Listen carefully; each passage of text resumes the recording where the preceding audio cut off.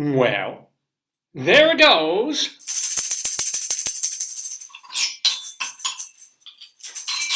There we go. The Daverhood. Good morning, everybody, and welcome. We are live on this Saturday morning, February 4th, 2023.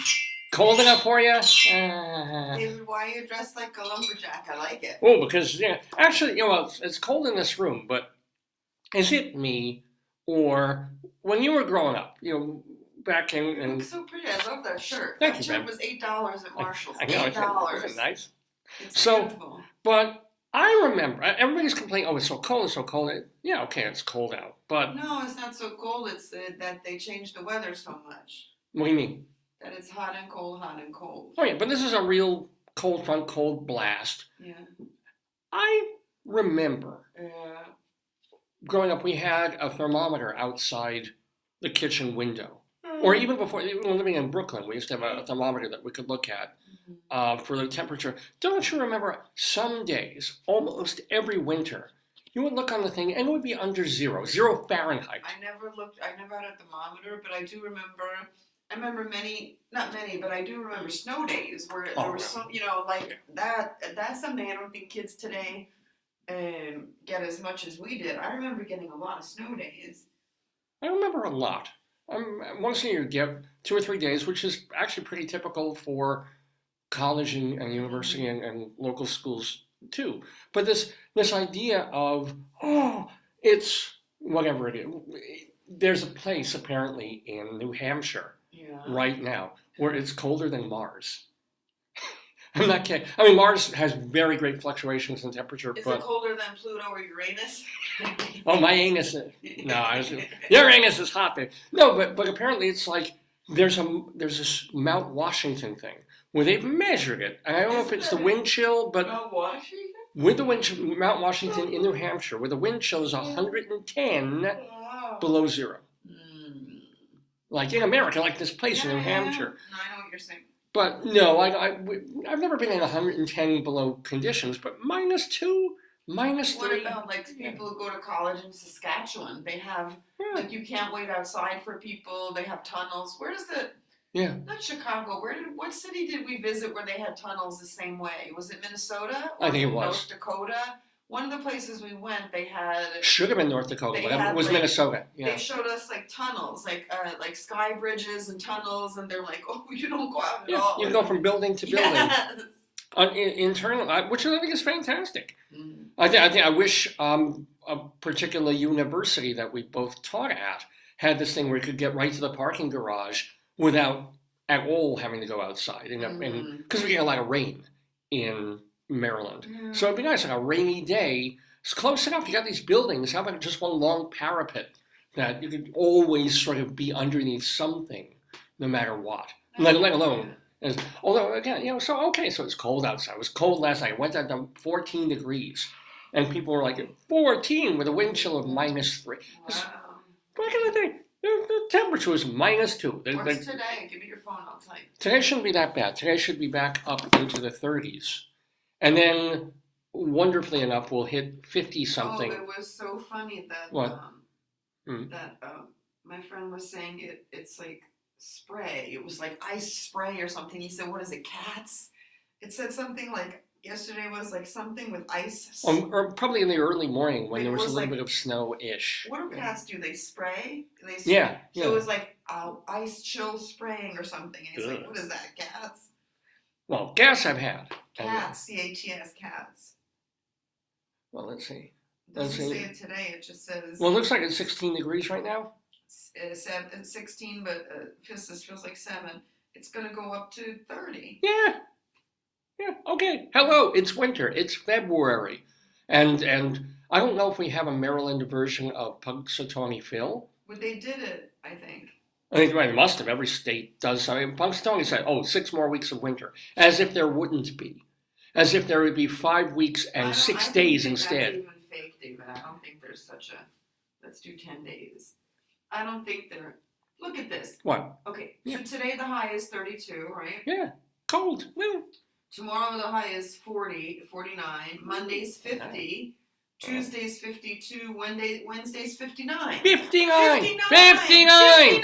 That's almost as good as 69. No, I guess nothing's as good as 69, but Thank you very much. But how could it fluctuate? That's what I don't get. I'm looking at Well, come on. When we lived in Colorado, and then know. Look at this. Well, yeah. It says Thursday. Uh-huh. Oh, I thought it said snow showers, but it's going to be 60. Friday 60, Saturday 45, then it's 40. I'll take this winter for sure. But how is it? Yeah. Remember, we lived in Colorado, and we would get up in the morning on the same day. I don't get it. It would be 25 degrees out when you get up at like 6 or 7 in the morning, and then by the middle of the afternoon, kids were running around in shorts playing frisbee because it was 60. Can I take your Johns Hopkins survey for you? Sure. Was it good? Yeah, I have no complaint. Okay. I went to, so I'll tell everybody. Okay, I'll take I your went survey. for my eye exam, which I've been a bad. Both of them.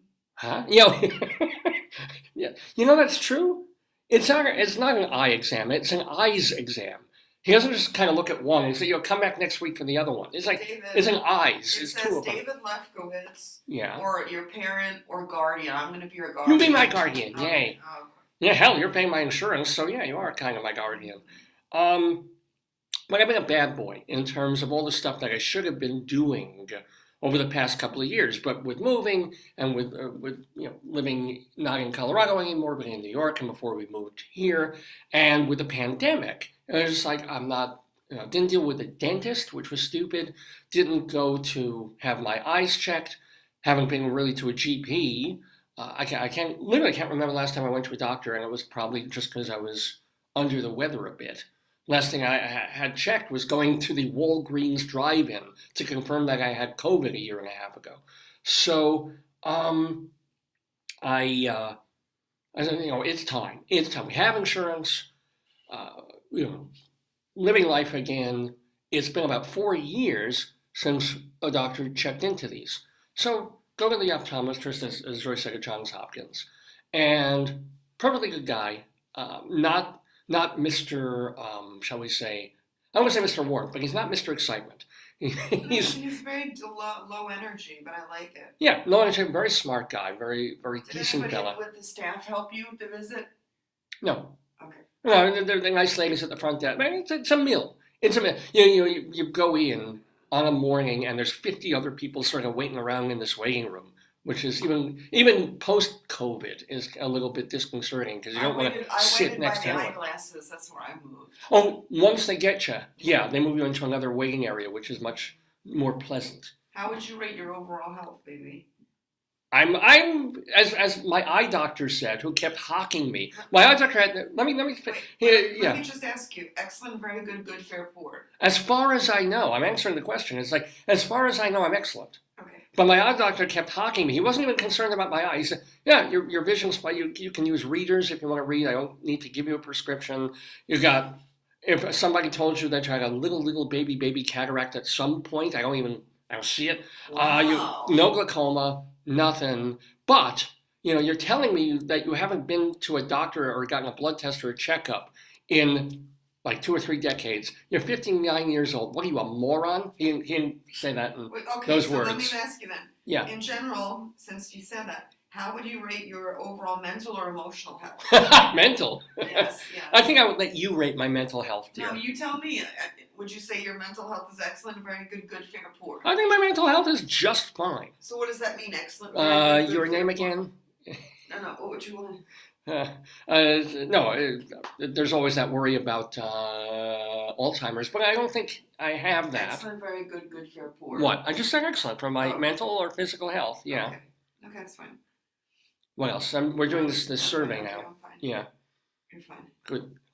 But no, he was a cool guy, but he was more concerned with literally. I mean, he's like the Jewish mother of you must go to a doctor. You have to go to a GP. It's very tough to get a GP these days, but you have to go get one and get yourself checked. And I'm like, I'm needle phobic. He said, you got boosters? You went to the I have the 2 COVID shots and I got 2 boosters. And he said, so.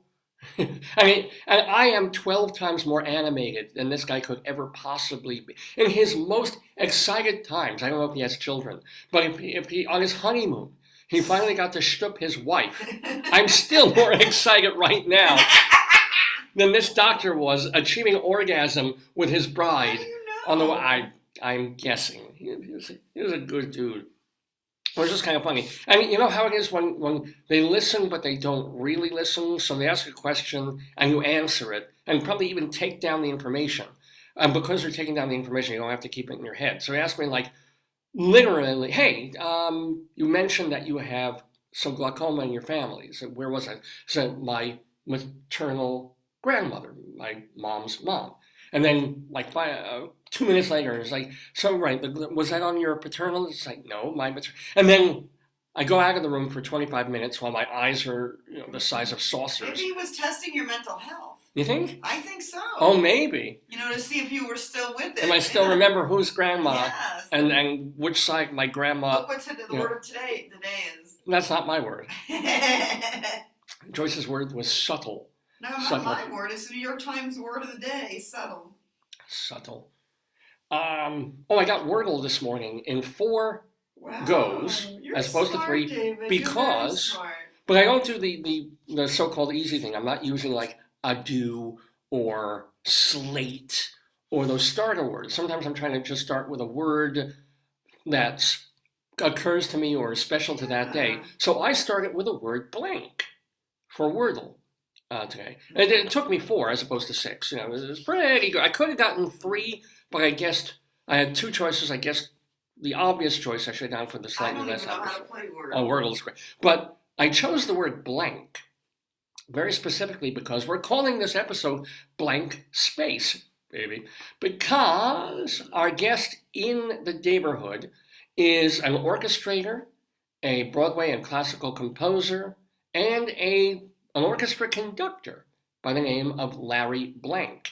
He'll be with us in about 15 minutes. He's going to talk about his life, about all the shows he's worked on, all the people that he has worked with, about music and life and other things. He'll be talking to Rabbi Solomon because Larry Blank has written the book, I Was Playing Their Song. So he's written a memoir about his life. Wow, that's a great title. I Was Playing Their Song. And you can get it on Amazon or Kindle or all the usual places that you get your books.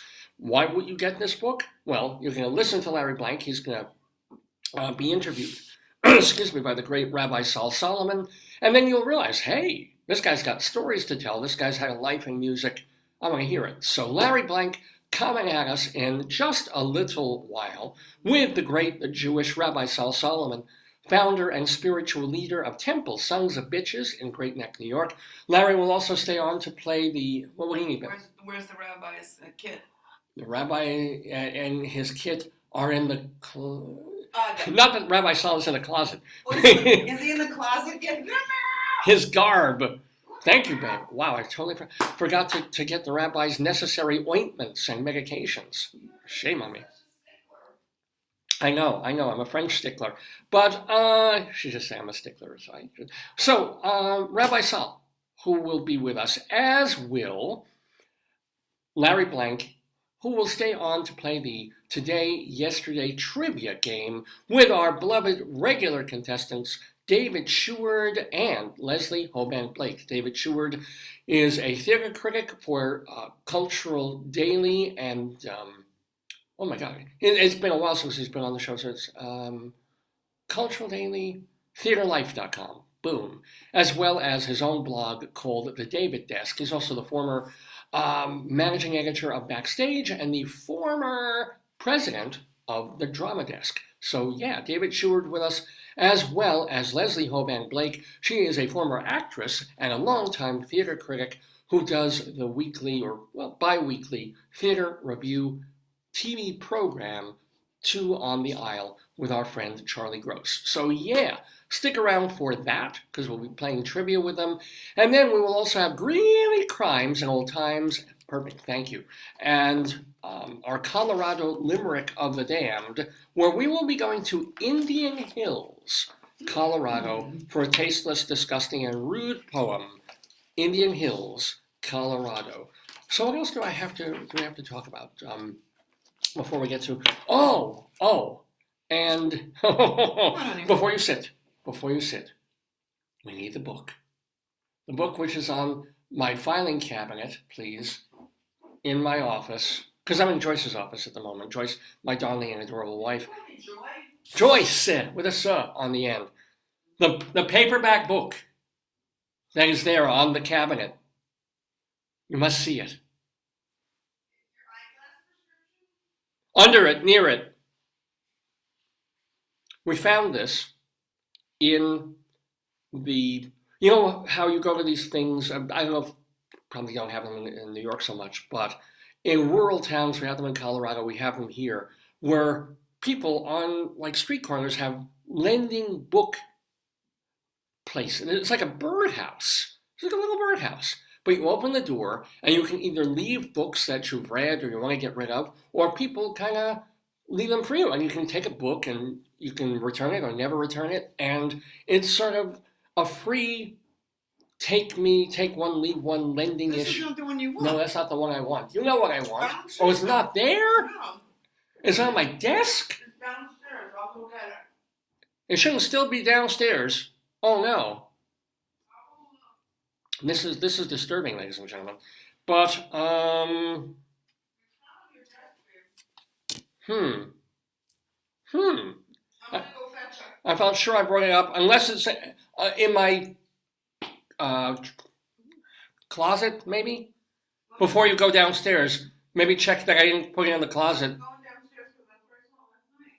Because this is worth waiting for, ladies and gentlemen. So they have these things, and they even have one in the market where we shop for Joyce's vegetables and fruits, because she's a vegetarian, so we go to this cool place called Mom's that has really good produce. And they have inside one of these birdhouse things where you put books and take books. So I found this book with one of the greatest titles in the history of history. And it's not an unknown book. Where else would it be, honey? Okay. Well, you won't get on camera. No, let me look. You just tell me.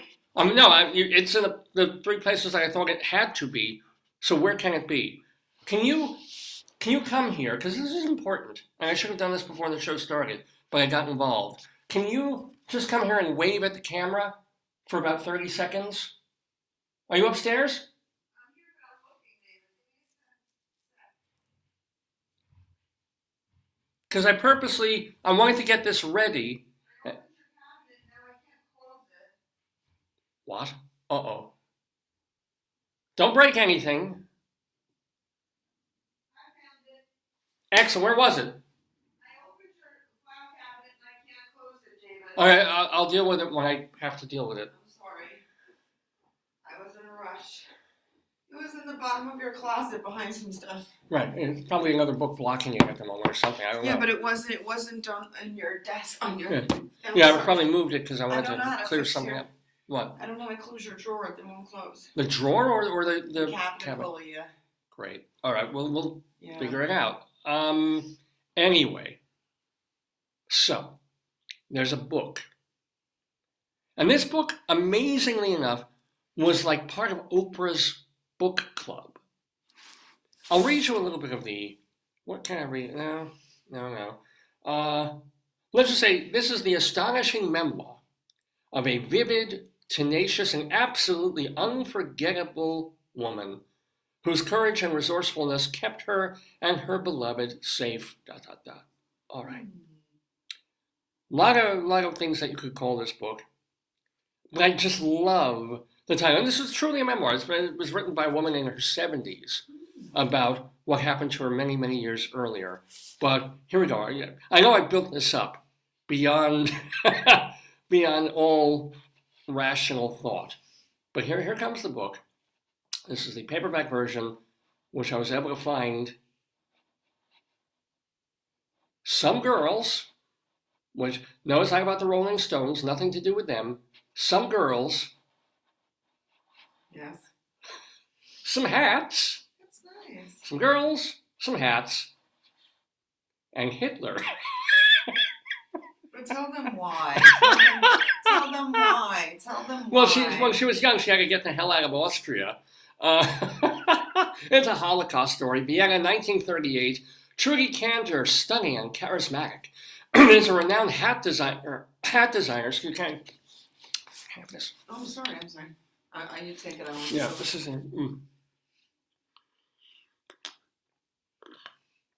a hat designer.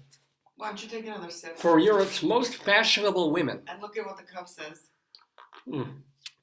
This is for Rabbi Sol in a moment. Oh, wow. How did it become 922? Did you put honey in there? Yes. No, I put agave. Honey, that's what helps your throat. Well, I just need to swallow and get rid of that little dry, that tickle that I get. Hold on. Oh, dear. What an interesting program this is. God. First we took a health survey.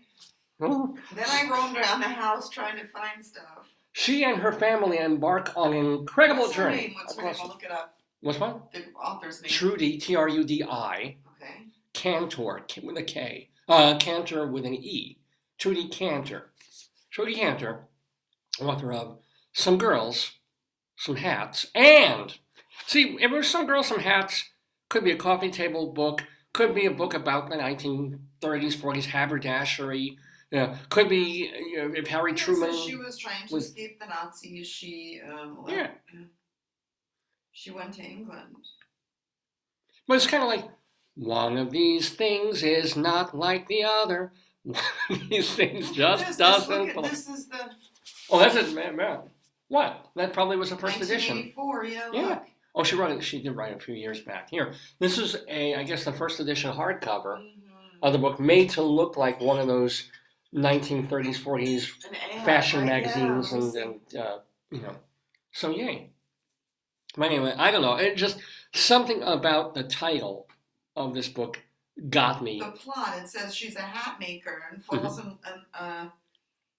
love with Walter. I don't know who's Walter, her boyfriend.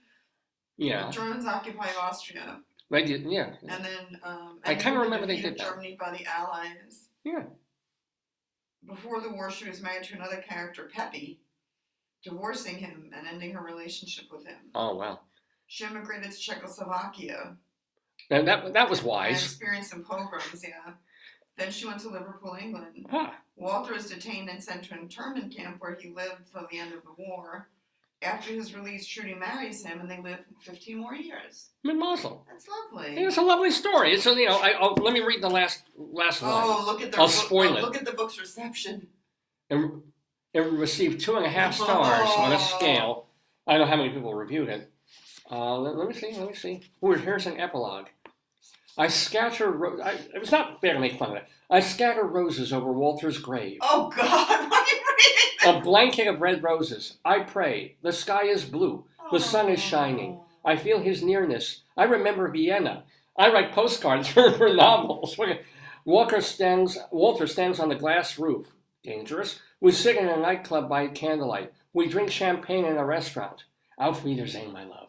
Oh. Is he Heidi Klum? Sounds like Heidi Klum. Then I really read the book. Hello. Well, if it had photos or something, which it doesn't. But I'm going to hit you hard with the maraca. Some girls, I'm being hit with her maracas. Some girls, some hats, and I haven't read it. Have not read the book. I think it's good that people, anybody who produces anything, it is such a Herculean effort. I mean, they do it, and You've written books, you know this. I know, and I always say, I'm not going to do it again. It's too much work, and then I do it. But I think I feel that way about sex. Or pooping, but pooping I always have the energy for. Yeah. Really? Oh God, yeah. Oh, I pooped this morning, ladies and gentlemen. I bowed down to it. It was so beautiful. I feel so much better. My clothes fit me better now. Now my stomach isn't. That shirt for $8, David. You look like $1 million. Yeah. Your navy is definitely your color, but this khaki green, it's just beautiful. Yeah. Thank you. And it's not, the squares are not too big. It's such a good look. It's a nice, yeah. It's such a good look. I love flannelly How does kind it feel? of. Yeah. Oh God, I like these checker. What do they call this? Scottish. Can you teach in flannel? When I teach, I have to teach sleeveless. I'm so hot when I teach. How can you teach in flannel? I haven't worn. I generally don't Oh, wear okay, yeah, these yeah. Because I was gonna say, wouldn't you be because cooking? I'm worried that this would be a little too casual looking. I think it's not casual. I think it's just warm. Oh well, depending on the room, it's perfect in here. I opened this door about half an hour ago. It felt like 60 degrees, or with a wind chill of -3. But in here, it's perfect. And by the way, speaking of perfection, I am perfectly happy to tell you that you're watching Dave's Gone By. It's 27 after 9 in the morning Eastern time. Your interviewee's He's here. So we're gonna. I want to remind you that you can catch all the archives of this program, should you wish to, at davesgoneby.com. DAVESGONEBY.com. Yes. What is your ring light on the back say ring light? Like, don't we know what that is? It says ring light. Like, yeah. Well, as opposed to fish tank light, people might make a very bad mistake. Yeah, it's a, yeah. You should say, remember I used to wear a cock ring light? So you could see it in the dark when we were doing stuff? Honey. It was painful. You're a sick man. Remember that time it broke and cut? Yeah, that was very You're bad. A sick man. DavesGoneBy.com for literally every show we've done, minus 1 or 2 or 3, because of technical issues. But we were on the air 20 years ago. Our very first episode is there. Our 10th episode, 110th, 510th, 710th, they're all there, either listenable if they were just radio shows, or the past 5 years have been video. Those are there too, absolutely free. davesgoneby.com. We also put our archives at archive.org and the audio at castbox.fm. Well, we have some audio and video live coming for you now as we bring in Rabbi Sol Solomon, founder and spiritual leader of Temple Sons of Bitches. He's coming into the Daverhood to interview composer and conductor and orchestrator Larry Blank. This is music that is not from Larry Blank. This is just some Jewish stuff we play to bring in the Rabbi. Audio Jungle.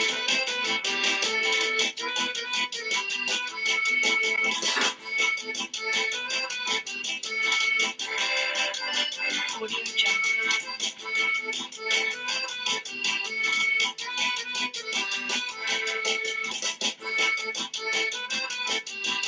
Audio Jungle.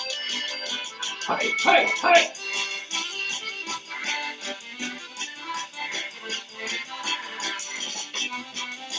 Audio Jungle. Anoint me with herring!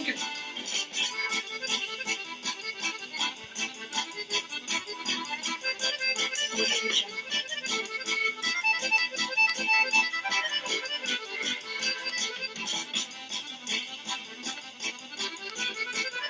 Audio Jungle.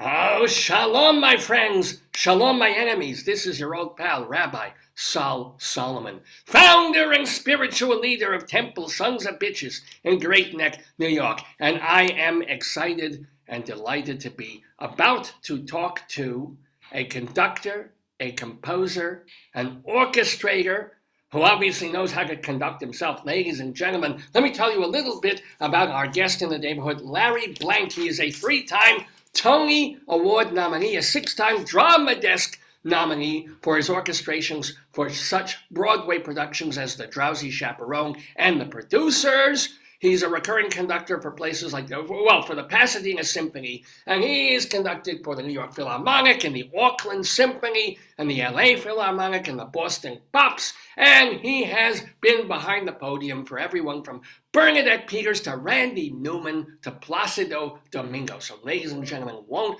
you please also welcome the author of the brand new memoir called I Was Playing Their Song. His name, wait, hold it. I'm drawing a blank. I'm drawing Larry Blank. Welcome to the neighborhood. Shalom. Thank you. Shalom. How are you Happy doing? to be here. How are you doing? Fine. Good to be here. How are you doing this fine Shabbos? It's fabulous. I'm on an opposite coast, so it's a little bit earlier. Can you hear me all right? I hear you perfectly fine. You sound great. You look great. And so what are you doing? Do you live in California, or why are you all the way there? I live in California. I'm in Granada Hills. So it's 6:30 in the morning here. Well, So you look fabulous. So you're on your fifth cup of coffee, I hope, to keep you. But here's the deal. I mean, is it because you do work for TV and scoring stuff? Why wouldn't you be in New York, where the theater and the real arts action is? well, I came here a long time ago so I could do movies, and I ended up doing theater on the West Coast instead of the East Coast. And of course, they keep on bringing me back, and I keep working in London as well. So I travel everywhere. And I originally grew up in Bayside, not far from Great Neck. Oh my God, Bayside Queens, shalom to you. Hello. Tell us a wonderful or not a wonderful memory of growing up in Bayside Queens. When I moved to Bayside, Queens, when I was 4 years old. Wow, how did you carry the suitcases? I know it was just terrible. It was very tough, but we were right by the Clearview Expressway, the Throgs Neck Bridge, which wasn't built yet. Oh, all right. It was a And tadpole bridge before it turned into a whole frog. Yes. it was a golf course, and we were the only house on the golf course. Ooh. Nobody lived there, just us. And then in short order, it turned into what it is today. Was that sad? I mean, did you love having that kind of rural life in the middle of New York? Or was it kind of more exciting when suddenly there was traffic and people and stuff and ooh? Well, I didn't know any other way. I thought it was supposed to be rural. So it was all vacant lots and nothing. And it was like growing up, it was like being in California. I hear you. So Except- please, yes. No, it's just colder. That's all. How Jewish was your family? How Jewish was let's put it this way. In our neighborhood on Corporal Kennedy Street in Bayside, there were Christmas lights on one house, and my mother went, "Oi." There goes the day, and there goes the neighborhood. And it was one house out of 400.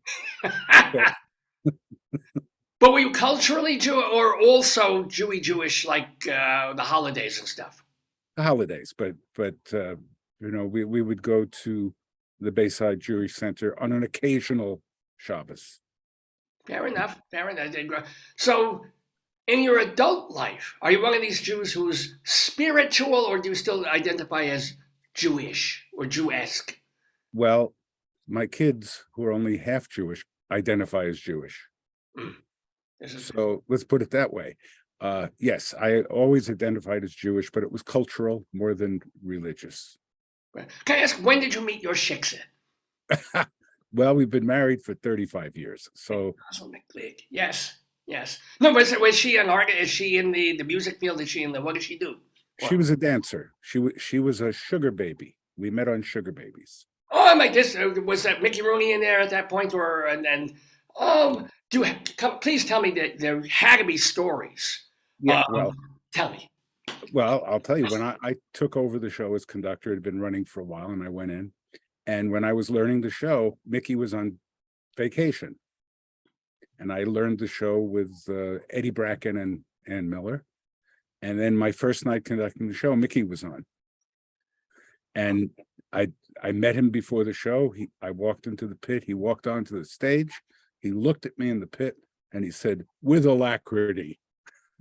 With alacrity, that was his thing. With alacrity. Oh, but you told him, "Hey, look, this is my first time with you, so you can't expect that we have the symbiotic relationship that." But you built one with him, I assume. Was he okay? Was he a nice guy? I liked him. He couldn't have cared less. He was going to do that show regardless of me, the orchestra, Ann Miller, or anybody else. And that's the way he was, but not in a bad way. That's just Mickey Rooney. And he got on stage and he was fantastic. He was hysterical. And if the audience didn't respond, he would look at me in the pit and say, "It's a painting. Let's go." How was Ann Miller? How was she? Was delightful. She was very secretly funny. Ooh. Example? I'll give you an example. We were doing the show for quite a while. And we were in Boston at the same time as La Cage aux Folles was trying out. So we were invited to go see La Cage aux Folles. And she was my date for the evening. We were watching the show, and it was a big, big success. And there's a big can number in the show. And the entire audience was on its feet in Boston. It was just a big hit. And she was just sitting there. And I said, "Annie, aren't you going to stand up. And she said, I saw the original. And I said, you mean the Cole Porter musical Can Can? She said, no, I saw it with Toulouse.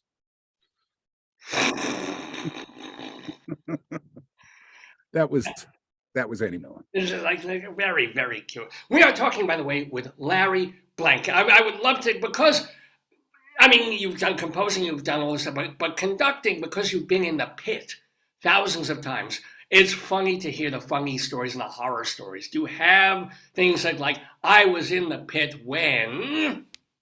Yeah, lots of things happened. For instance, scenery crashing on stage. Which show? What happened? When do you remember what the? A lot of shows. It happens all the time. But I remember specifically, they're playing our song, which was my first big Broadway show from the beginning. Marvin Hamlish, Neil Simon, and all those people, and Robert Klein. Robert Klein, who has been on this program. Yay, thank you. Yes. Great guy. And that show, most people don't know this, but they're playing our song was the first automated scenery on a Broadway musical. And because in the old days, they used to have stagehands in the wings turning cranks and stuff. And this had 2 concentric turntables, and it was the first time it was done automatically. I imagine there were a few problems.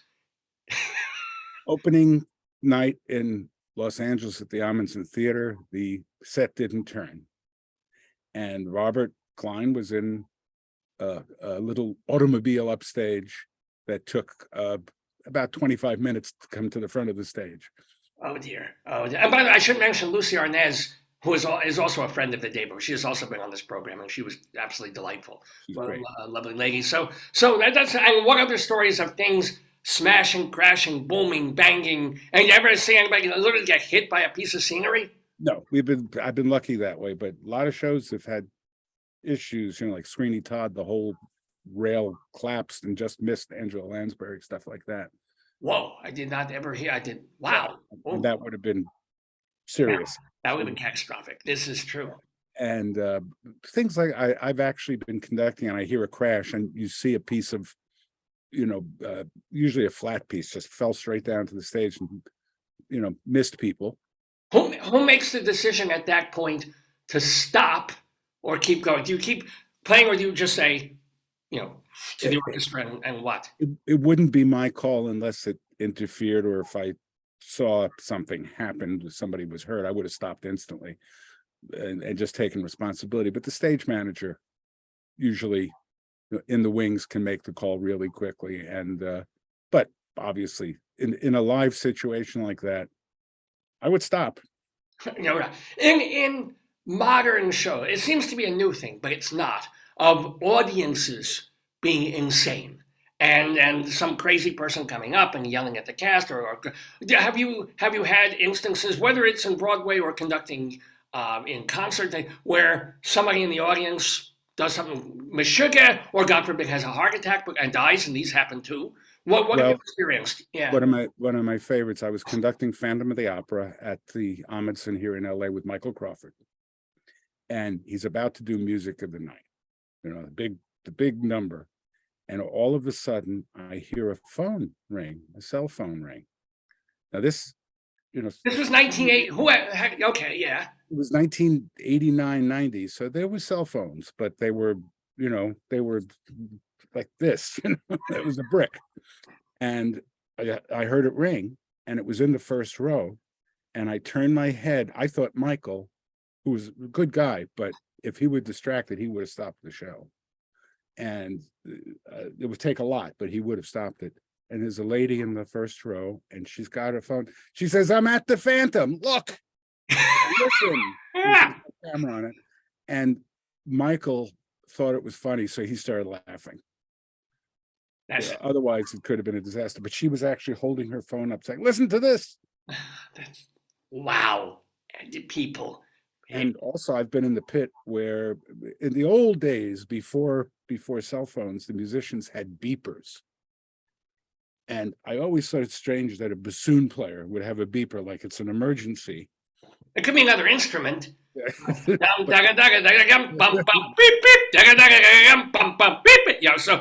bassoonist had a beeper, and And it's Los Angeles, so the musicians are very busy in the studios doing films and stuff. I said, but a beeper in the pit, you couldn't leave it in your locker, and it's going off in the pit while conducting the show.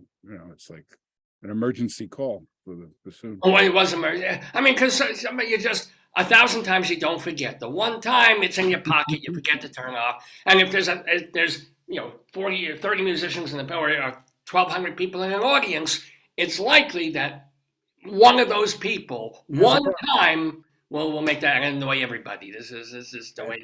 Let me ask you. I want to ask about some of your credits on the Internet Broadway database, because for a couple of shows, you are quote unquote uncredited orchestrations. And yet they know you did them because you're listed on IBD. So who makes that call? Why don't you get a little something in the playbill, or with Larry Blank, and as opposed to no, shh, he's a fix-it. What is that? Well, in the old days, I'm talking about Broadway in the 30s, 40s, 50s, 60s, and stuff like that. Whoever was credited as the orchestrator, there were 4 other guys helping out. There's always too much work. You can't really turn it out in the very short time that it's required.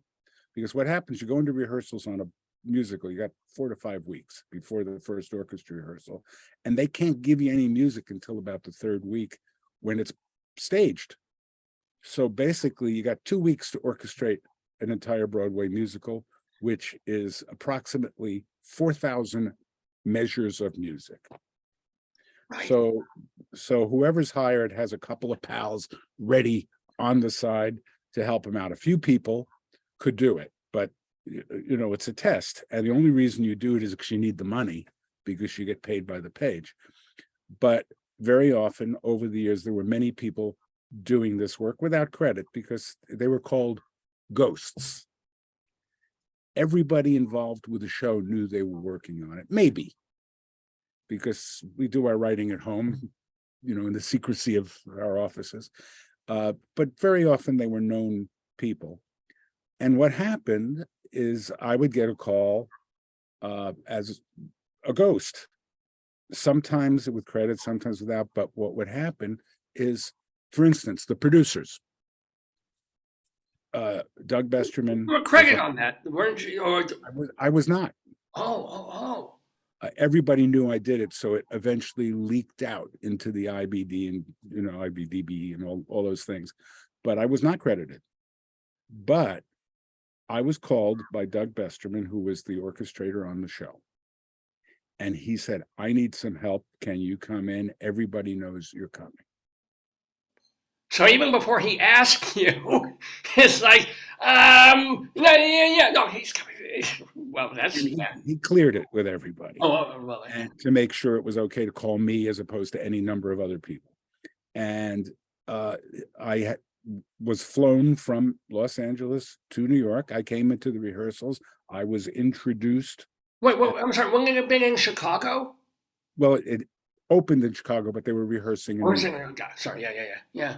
So I was flown into New York. I was brought into rehearsals. I knew a lot of the people involved, and I was introduced to the cast as helping Doug to finish the show. Fine. I had no contract with either the management or anybody else. I had only been called by Doug. So is it a handshake? I mean, I assume you were paid, or maybe in kind or something that you use. I was paid all of the correct amounts of money, I wasn't in the royalty pool or anything like that, but I was paid the page rate for doing the work that he was getting. And if there were any after things like the recording or something, I would get paid. But it wasn't my place to actually negotiate something. And I have to say, I expected that I was going to be given credit. But I was a little too trusting that way, and it wasn't mean-spirited or anything. They're busy in rehearsals, and I should have perhaps stepped forward, because then I would have shared the Tony Award and everything else, which I did not get any credit for. But eventually, the world knows, because it's on the page and it's part of your credits on your website and when you go. Yes. I am curious about this, but I guess it is the helper thing. Like when you have a show out of town, and the producer to the second actor says, "We need a song. We need a song for the lead actress. Then we need the 11 o'clock number, whatever the hell. Or we need comedy tonight. We need something to start the show because Love Is in the Air isn't working. Whatever." So Sondheim or whoever goes to the piano at after the night show, 11:30, 1 o'clock in the morning. It's like, I have a song. We want to put it in the show. And you say, okay, so we'll put it in the next night. Everybody can learn it. And so you got the actors sitting around the piano and learning it so they can put it. But how the hell do you get a song with an orchestra behind it within 15 hours? How does that happen? What happens, those of us who have trained to be orchestrators on Broadway, that's the story. The deadline comes, you get the job at midnight, it's got to be ready by the morning. And it became almost like a badge of honor to be able to do it that quickly. And it's the same thing in the film world, by the way. I mean, I just don't, first to conceive of what a song should sound like with, where the piccolos go and when you should bring in the horns. But then to write it out for each instrument, how many instruments, you have to literally write 4. Well, it was in the old days, it was 26 musicians in the pit. So you have to write 26. And of course, we didn't have computer programs like we have now. So we were writing by hand. And then having them printed. And then having, the Xerox or however they were thrown in there. You have a scribe, the copyists who also have to copy what you wrote into orchestra parts by hand and then reproduce. So it was a whole crew of people. And if you have, let's say, 3, I don't know how many violinists you have in a pit, like 2 or 3 or what? Well, usually in those days, like 6 violins. Would they all at least get the same part, or would 3 violins be this and then 3 would be in counterpoint or harmony or something? Or generally you could give them the same thing 6 times or not? 6 violins, usually 2 parts, maybe 3 parts. So, you're writing 2-part harmony. So you have to write all this stuff out and it gets, you just made me think of a story. Please. Okay. I was working on a show called Copperfield. It was the Dickens Copperfield. Yeah. And the score was written by Kasha and Hirschhorn, who wrote Pete's Dragon and some things like that. The orchestrator was Irwin Kostal. Irwin Kostal did West Side Story with Sid Raymond and Bernstein. He did the movie of Sound of Music. He did the movie of Mary Poppins. Many, many Broadway shows. And if you're old enough to remember the old Gary Moore show. Yeah, not quite, almost. I've heard of him, yeah. And they had a thing every week called Those Wonderful Years, and he did all of these big medleys, and then he did the Carol Burnett show. Anyway. Kostal is the guy's name. Kostal, and he was very well known for being exceedingly fast. He could turn out this stuff overnight. So we were making a change in one of the numbers. We were cutting 100 bars of music and rewriting it. Now it sounds easy, but when you cut it, it doesn't. You cut the does music not sound easy at all. But okay, yeah. and make some new transitions and write basically a new arrangement so that it all fits together. So I called Irwin up and I said, "We're rehearsing tonight. We have a show tonight, but this new arrangement is going in tomorrow night." He had it ready for tonight. He had it ready for the. Worse than that. I call up the music copyist and said, "He's going to do this arrangement for tomorrow. So it goes in tomorrow night." They said, great. So I go to dinner. I'm in the pit conducting the show. All of a sudden, my drummer starts laughing. And I look over at him and he points down at the music and goes, and I look down at the music and the music has been cut. 100 bars cut. New arrangement. At night, yeah. It's in the parts, and the musicians have never seen it. They're just turning their pages. But worse, the cast on stage of 22 dancers and the principals are doing the old version of the show. Right. Well, how would that? Yes, I. So what happened was I'm conducting, the music ends. It just because the musicians are just playing it, and it goes bump, bump, bump, and they're dancing for another 100 bars on stage.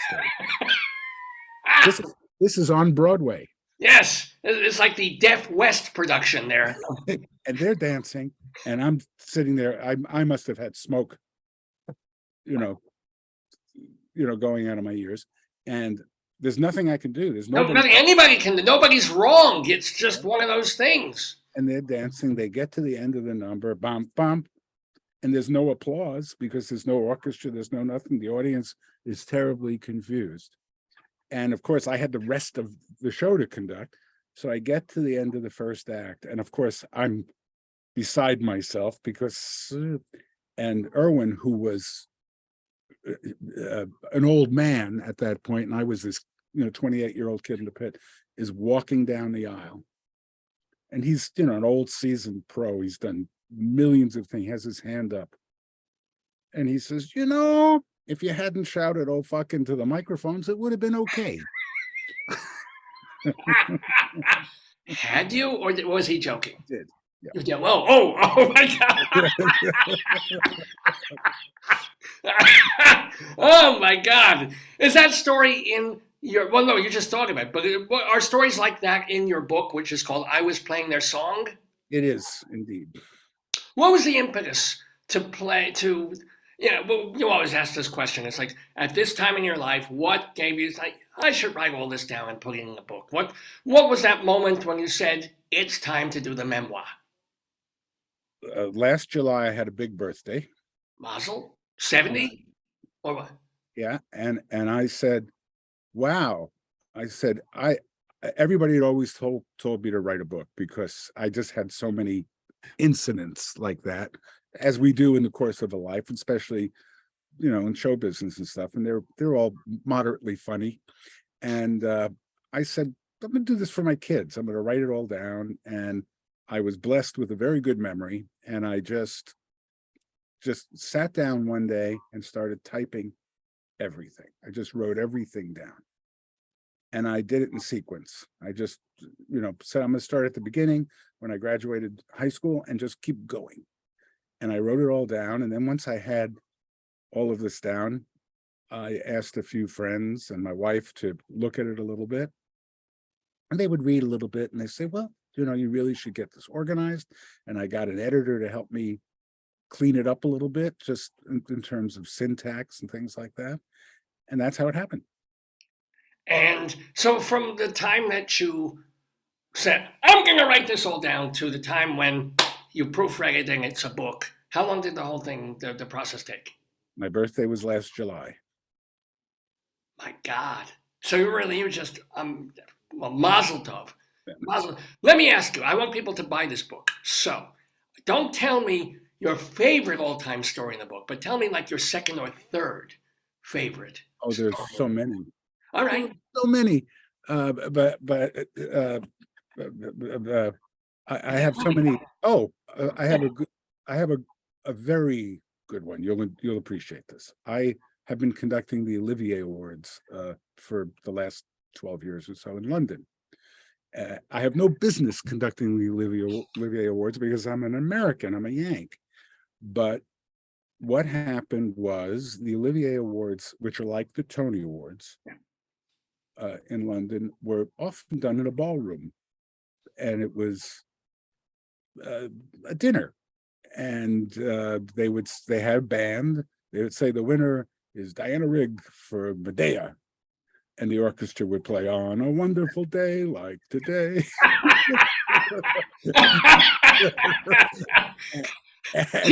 What to do with your kids today? Right, yeah, right. It was that silly. Where they'd say the winner is boom, the timpanist. It was a timpani roll. So it was very, the Brits are very smart, but they didn't get the award show thing. It's not their style.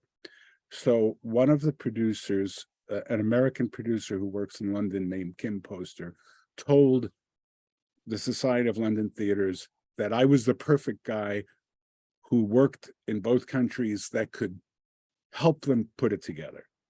So I changed the character more like the Tonys and into the Oscars. So we played music that was appropriate for the performers. If someone won for Medea, we did not play On a Wonderful Day Like Today. What do you play for Medea? Well, Something. what I did is I wrote a theme for the Olivia. Oh, So you play the Olivia theme, da da da da, And let me ask you, especially for the Olympiads, what is their process of, like, you get an actor up there and it's this big moment for them and they do this, thank you to this and thank you and God and this, and then they go. Is it, how do you make that judgment? I guess it's your call when you start to go like, yeah. They actually have a light system, and they have this at the Academy Awards too. They have 3 lights, and after, I think, 40 seconds or 60 seconds. Yeah. Depending on the unless it's a legend. And yes, then it's 90. there's Yeah. no lights.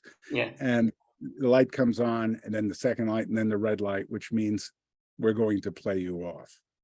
So what happens is I took the onus off me.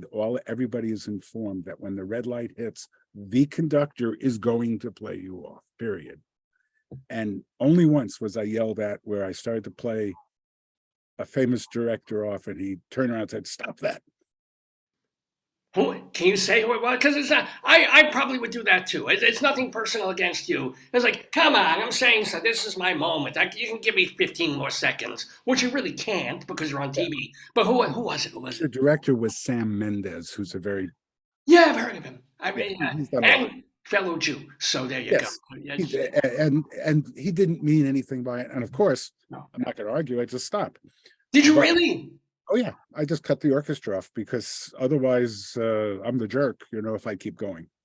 Wow. So- And how much longer did he realize he did have to wrap it up at some point? I mean, did he go on for 10 seconds or did he go on for another minute and a half? He went on for another 3 minutes. So, No! Really?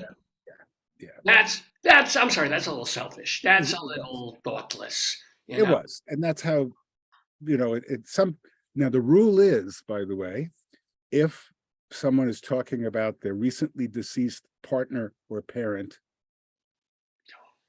you can't cut them off. If they're talking about how they just escaped from Kiev, you can't cut them off. You can, yes. You got it. So, and sometimes I was given the cue to cut somebody off, and it was somebody who I knew very well, and I didn't cut them off. Do you have any stories about actors behaving badly, especially if they're dead? You can who could be Well- on stage or off stage or whatever. Share. Well, I was going to tell you another story about the Olivier's. Oh, please, no, either one. Well, I'll do this one first because I was on a roll. On the Olivier's, where the orchestra is on stage, and it's the BBC Concert Orchestra, so it's like a 50-piece orchestra. It's not a little band. It's not a jazz band. It's an orchestra, proper orchestra, which is even better than the Tonys because they don't have that large an orchestra. And we can play wonderful things. So we are way upstage, and they would have a drop in front of us usually. And, where the action is down front, and the drop would fly out, and I'd be up there with the orchestra. We'd play a big production number. So we had a song. Michael Feinstein was a guest artist, and we had Michael Ball, who was a rather big name in the UK, was on the show, and a few other people doing a big Broadway medley, finishing with Sondheim's Old Friends, Hey, chorus, the orchestra, blah, blah, blah. So I was upstage, and they were announcing this big medley, and it's a television show. So I'm wearing a headset, I'm watching a TV monitor, band's in front of me with all the stand lights and microphones, and about 30 seconds before the number starts, all the power goes off on stage. Nothing anybody can do, though, but what can you do? Yeah. Darkness. And they're talking. They don't know that the power has gone off on the bandstand Oh. because they're back there talking. So what's going to happen is this thing is going to fly out, and I'm going to be on stage with a dead orchestra because we have no lights or power. And I can't see the TV monitor. So I am schwitzing. Actually, the piano player could still. I mean, there's a little bit of a flashlight. You could kind of, like one violin, like. You But wouldn't yeah, hear him. And I'm saying, how am I? What? There's no one I could communicate with. I can't run off the stage, So I'm sitting there. What am I going to do? And the show's on. It's on TV. And I was just sitting there like this. And I said, in the dark. we were at Covent Garden Opera House, and it was going to fly, and I was going to turn around and turn to the audience and say, have you ever seen a Jew tap dance? But you didn't get it because the lights went back on 5 seconds before, or what happened? Michael Feinstein was in the wings, and he saw my predicament, and he went running, and they found the cable that had the lights came on, and there was so much sweat in my eyes I couldn't see anyway. So that's what happened. That's a pretty fantastic story. We're talking with Larry Blank. We have Dave coming in a moment to do the quiz with David Sheward is going to play, and Leslie Hoban Blake will play the fun weekly trivia quiz. But I gotta. Well, first of all, I have to remind everybody to get Larry Blank's book. It's called I Was Playing Their Song. You can find out more about it at his website, larryblankmusic.com, but you can also get the book on Amazon and Kindle and all the usual places that people sell books. So unfortunately, I don't have much more, but I have time for about one more question, because you had a glint in your eye when I asked you about a rotter, a bested on stage. Who was like ooh. Oh, someone bad on stage. Well, yeah. I have to honestly say, of all the people I worked with, I never really, even with people who were supposedly a terror, well-known terrorists, actor terrorists, I've never had a problem. And only because I didn't, it wasn't because I was a genius. It was just that I was never rattled. Mazel. This is great. So it was fun. I'm trying to think of someone who was really terrible and mean. And I can honestly say the only things that really went bad on stage is if somebody forgot the words. Oh, yeah. Well, yeah. So I'll tell you a funny one. He wasn't bad, but I worked with Paul Sorvino a number of times. Yes. And he was a lot of fun. He was quite a character.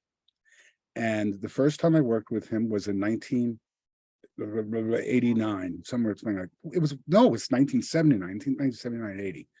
And I did a big gala in Washington, D.C., and he was hired to sing an original song. Okay. About New York. And we rehearsed it. It was great. Oh, he wrote the song, original song by. No, they hired somebody to write it. Oh, it wasn't him. It was right, a new song, right? And he came out on stage with me conducting the orchestra and did not remember one word, not one. And he was behind me, and he went out on stage and started singing vowels. He just went, and it was just gibberish, just total gibberish. Can you remember the melody? Maybe. And it was all over the place. And because I was upstage, I couldn't even make eye contact. And he went through the whole song, just gibberish. And he walked off stage to a standing ovation. That's talent. They thought it was Italian. I wish we had time to talk about more of these people and to say, you have some lovely stuff in there about Jack Cassidy and that he was a real mention, things like that.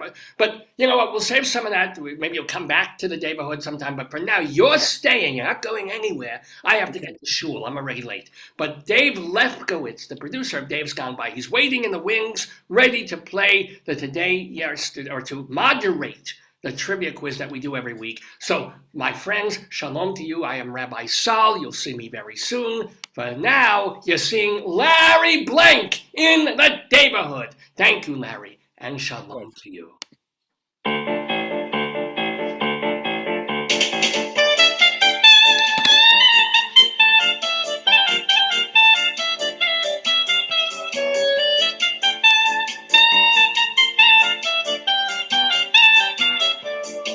The one, the only, the Jewish Rabbi, Sal Solomon. Always delightful to have him in the Daverhood with us. And we also have, of course, Larry Blank, orchestrator and conductor. And joining us from New York, it is our beloved David Sheward. Good morning, David. How are you?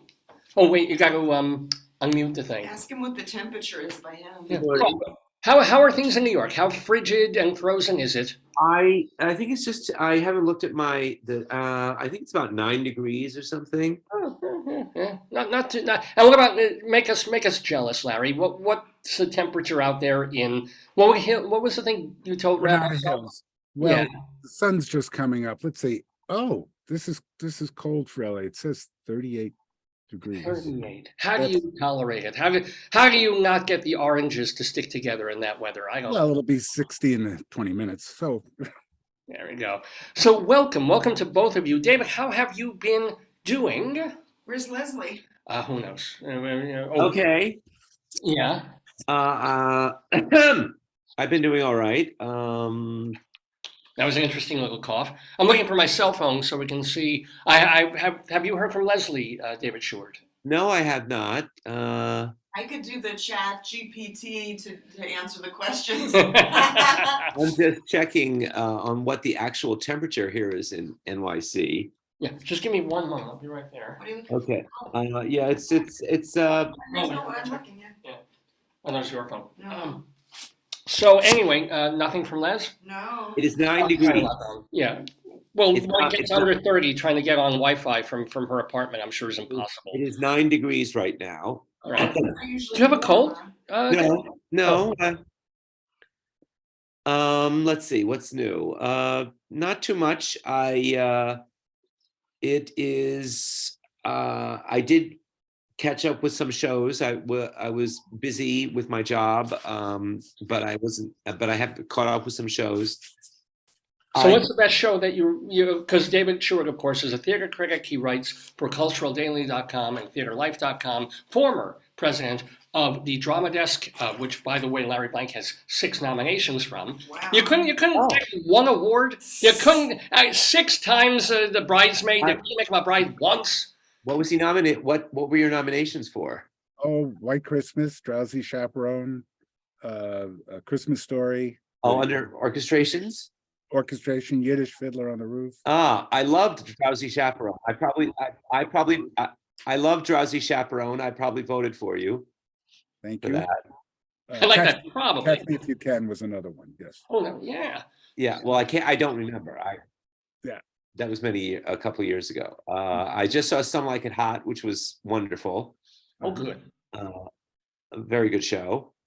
Today I'm going to see Samuel Beckett's Endgame at the Irish Repertory Theater, which is appropriate for this weather, very Yes. cold. Right. Nothing like a Samuel Beckett play to cheer you up in this cold winter weather. Actually, Endgame should be very funny. It really should. It is kind of a cheery, ridiculous comedy if they do it right. It depends on how you. Yes, the legless parents in the garbage cans always gets a laugh. Yeah, well, yeah. I saw the the Druid Theater or some Irish company brought it to the Beckett Festival a decade ago, and I was roaring. It was actually hilarious, but I saw a production with Elaine Stritch in it, which was quite entertaining. Stritchy. Do you ever work with Elaine Stritch? I have to ask Larry. Well, I'm sorry. Yes. I several times, and she was fantastic. She was absolutely great. Do you have any Stritchy stories? Anything? I did a benefit with her, where I did an arrangement for her of that she did in her show finally, If Love Were All, and but not for me. And we met at the orchestra rehearsal, and she was just delightful. I can't say anything. I'm not asking you to say something bad about her. I mean, or if there's anything funny or amazing, or she just sounds great. Yeah. She was just great and outspoken. She was telling me she had just lost her husband after many years. She finally found the love of her life. And I said, I'm sorry. And she went, oh, please. In that way. Yes. In just that way. So we have a game to play. Oh, It's called, I was just going to say, I did meet Stritch when she was presenting at the Drama Desk Awards, and I was president. And the producer of the show introduced me to her, and the first thing she said to me, "Where's the watch you were supposed to give me?" Evidently, all the presenters were supposed to get watches, and I didn't know anything about that. That was another end of the production. So instead of "Hello, how are you?" Where's the watch? Where's the watch? It's like, who's that? It was Little Richard or somebody, or not Chuck Berry, who wouldn't go on stage until they gave him the briefcase full of money first. He's like, I'm gonna get paid after. He's like, where's the money? Okay, now I'm going on. That was her. What I do. Oh, anyway, this is called the Today Yesterday Trivia Quiz. It's all in fun. Questions are kind of ridiculous, or some are not so ridiculous. And I'll give the rules quick. Larry, you haven't played this, but basically there's 2 rounds.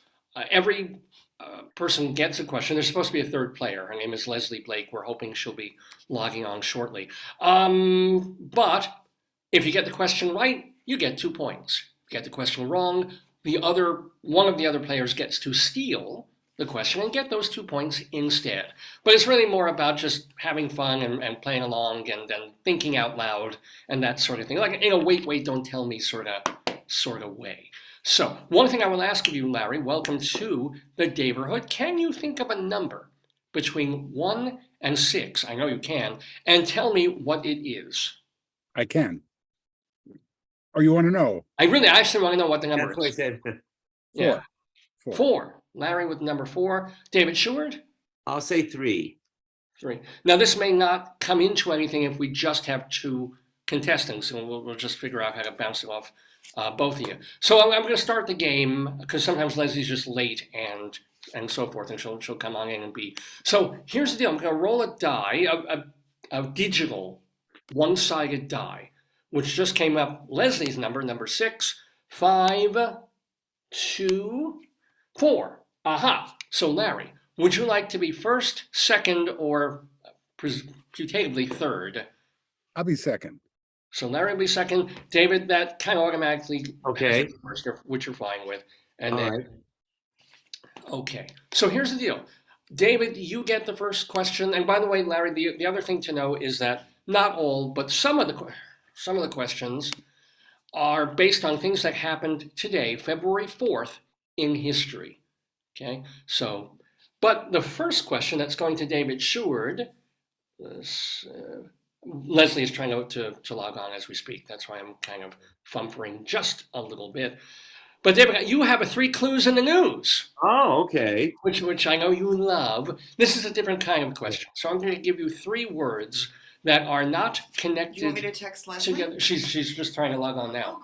Oh, good, great. 3 words that are not connected to each other. Right. Each of these words is connected to another word that you Okay. are looking to figure out. And that word is, you're wearing your Playbill pajamas.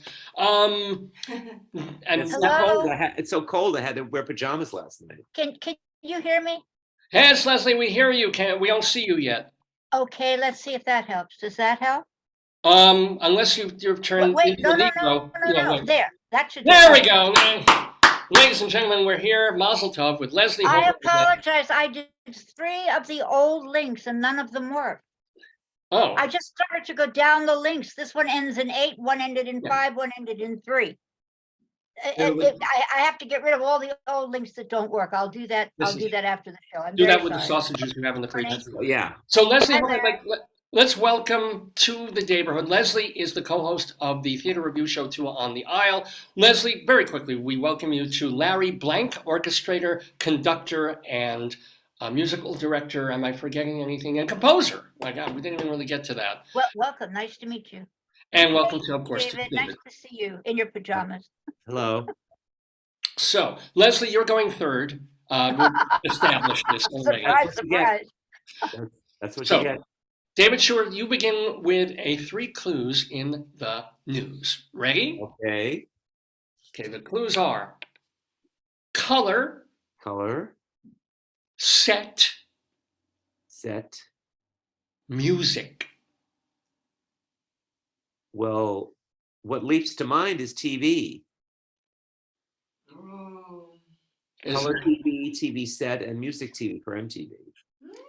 is that your final answer? Well, from the sounds that I'm hearing, it may not be correct, but I'm trying to think of what else it could be. I mean, the thing that's been in the news this week. Well, what was in the news this week with TV? I can't think of anything. The balloon. The Chinese spy balloon, but Yeah, that's the only thing I can think of. balloon is not. There's not a color balloon, a balloon set music balloon, or so I'll stick with TV. You're gonna stick with TV. I'm gonna need my little thing. That's right. Final answer from David Sheward. What you said last night. It's not quite Aw. right, but I will accept it. What's another word? What does TV stand for? Television. Television is the word that we're actually Yeah, it's looking the for. same thing. Color TV. Well, Leslie, are your color television set, and Yes. then of course Right. music television for MTV, Mhm. and that. Oh, okay, that's where I was thrown off. I didn't recognize music That's what I was. television Yeah. as a thing. Okay, oops, I'm gone again. He's I'm on- so upset I left you. No, That's wait, where because- am I? MTV interrupted your signal for dissing them. It did. It came and got me. Um, I but- thought MTV was off for a long time. I didn't even know it was still on, to be Oh, it's honest. still- What's the they got no music on it, but it's still a. what's the thing? What's the Well, Well, the they thing was produced, that- they produced the Daily Show. That's how I know they're still on. They have their little logo at the end of the Daily Show. what's the But- what's the news? What going, it was. Larry, you got all the instructions on that. I didn't interrupt any of that, did I? No, I'm just. Well, Now if you're the question had right. gone to Larry, I would have explained it. But here's the deal. Early in the week, a musician named Tom Verlaine, who was in a band Oh, called yes. Television, Oh, yeah. passed away. Oh, After all the, he was born Tom Miller.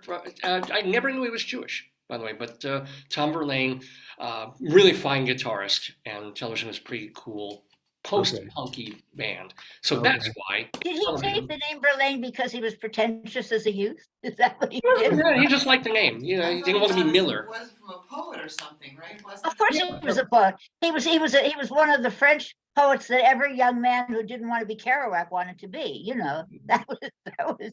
Oh, so you like that exercise guy, Jack Verlaine. But you know. Yes. Yes, no, that's not right. So Larry, it's weird because I've got two L's. So you're B for Blake in my notes now, Lizzie. But Larry, you're Well, second. he's a B also. Yeah. We Yeah. have the same So initials. Leslie's blank. Oh dear. so I've got 2 points and I'm leading, right? That is correct. Yes, David. Nobody will forget that. Symbol for a woman and one for a man. Well, I'm trying to bring things back to the game. You know? Yes. I know. There we go. So this next question goes directly to Larry Blank. Now, Larry, this is a more typical question. It's based on something that happened in history on this date, February 4th. But it was February 4th, 1948. Okay. Born today in Detroit is Vincent Fournier, later known to the world as rock star Alice Cooper. Which of these is false about this flamboyant rocker? A, he rose out of a coffin and sang Welcome to My Nightmare on The Muppet Show. B, he helped the musicians of Megadeth conquer their substance addictions. C, for 20 years he owned a restaurant in Phoenix that featured a giant sandwich called the Big Unit. Or D, he had a one-night stand with Raquel Welch. Is this true or false? That happened. All of these are true except one. So find the Only false, one of this- Find the false. Yeah, find the false one. I'm going to say D because I don't know what else to say. So you're going to say that it is not true that he had a one-night stand. Alice Cooper had a one-night stand with Raquel Welch. Is that your final answer? That's my final answer. Well, voom, Larry, this is rare. It's not easy for brand new contestants to get 2 points on the show, or any points on the show, let alone win. But you have just tied David Sheward with 2 points. That is the correct answer, but it's a little more complicated than you might imagine. What letter was that? It was D. It was D. D. He did not sleep with Raquel Welch. Wow. He could have slept with Raquel Welch. She was coming on to him, if you can believe it. But he wanted to be faithful to his new girlfriend at the time, Cheryl Goddard. So she was making some serious advances to him. And but But he said, no, no, no. And with a break or two, he and Cheryl have been together since 1976 and continue today. So wise I man. would have said that Raquel Welch had better taste, and I was wrong. Yeah. That's what I would have And said. I was just guessing. So Yeah. I You do know, in his later remember years, him. he's just a rich golfer. That's all. I mean, it's like I do Oh, it was in remember his him. later years, not when he was playing? You're saying to me that Raquel Welch would have wanted him in his later years? well, I'm just saying you make it sound like who would want Alice Cooper? Who would want Okay, never mind. I'm just thinking of when, he was wearing the stuff and the face was all falling off and he was biting the heads off I chickens. do Other than remember that, him. I Yeah. do remember him, his appearance on the Muppet Show, but I don't remember what song he sang. it was I'm sure they didn't let him come up out of a coffin. I am sure they did not let him do Yes, that. they did. on the Muppet. Yes, they Yeah. did. You can see the video on Yeah, I kind of remember. I vaguely remember that, but I do I remember. used to let my son watch that show. That's horrifying. Well, Well, it was cute. They had the Muppets, the creepy Muppets in the Daddy. background. Yeah. I see. You can make death cute. Okay, Halloween. fine. Now, just some other quick facts about these other clues or these other guesses. Vincent Bernier, Alice Cooper did struggle with alcohol, but Megadeth was opening for him back in 1986, and he saw them getting seriously messed up and helped them out and told them, clean up your act. And yes, he did own a restaurant in Phoenix with a 22-inch long hot dog on the menu at Wow. Alice Cooperstown restaurant, which he co-owned with baseball player Randy Johnson. So that is, could call it a 22-inch Johnson, but we won't go there. Ladies and gentlemen, we have a tie game between David Sheward and Larry Blank, but here's the deal. Leslie Hoban Blake, we're going to end round one with your question, and this is for you. It's a multiple choice. It's a classic today, yesterday trivia quiz question. 1849 was the year. Okay, February 4th, 1849, one room, 20 students. These were the humble beginnings of the University of Wisconsin. Wow. Which of these is true about UW? Okay. A, it's considered bad luck for a graduate of UW-Madison's law school to set foot on campus again until they've won their first case. Wow. B, the university's first PhD went to an engineering student who died in a fire later that day. God. C, the university's Read that one again, please. Sure. I didn't understand that at all. The university's first PhD went to an engineering student who died in a fire later that day. Right. Okay. The university's official song "On Wisconsin" was originally supposed to be "On Minnesota," but the University of Minnesota rejected it. Or D, UW was the first university to offer a degree program in video gaming design. I know less about this than I know about Alice Cooper. Okay, video game design. Okay. First university, do you have a year on that they did that, or am I stuck out here? I cannot. I won't. I'm looking for the false one, right? You are looking for the true one. Oh, All I'm of looking these for the are true one. false except Okay. one. Jesus, God in heaven. Okay. Ah.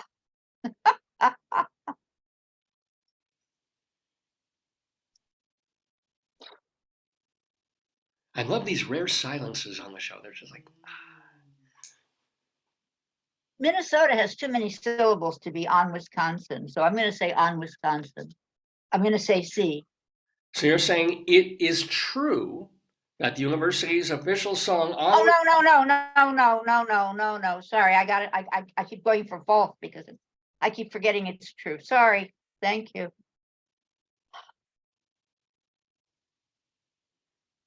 I know I saw On Wisconsin in an old movie, an old black and white movie somewhere, but I don't know, how they got permission to do that. Unless they made the film at Wisconsin, I suppose. You can't step foot on until you win a case. The PhD burned up in a fire. Or well, the student burned up in the fire. I don't know if yeah, I know. The guy with the PhD or the video game, first video game. I'll say D is true. You're saying that University of Wisconsin was the very first university to offer a degree program Sure, in why not? video gaming design. Final answer? Yeah. Well, you are afraid. I'm afraid you are not. Okay, I Use didn't get it. Pac-Man. Okay. That is not the correct answer. UW has a certificate in gaming design, but they don't have a degree in it. Thank you, Joyce, for the sound effect. There's one that I goes like that. when I can't find it. Well, I'm going to roll the die now, That's what I'm looking for. and let's Oh, see, we have thank you. number two Okay, come up, even which better. is I not like those. worth it. 3, David Sheward. Okay, You get to steal this question if you get it right. all right. Read it again. Oh, yeah, okay, here's the deal. In 1849, the University of Wisconsin began in one room with 20 students.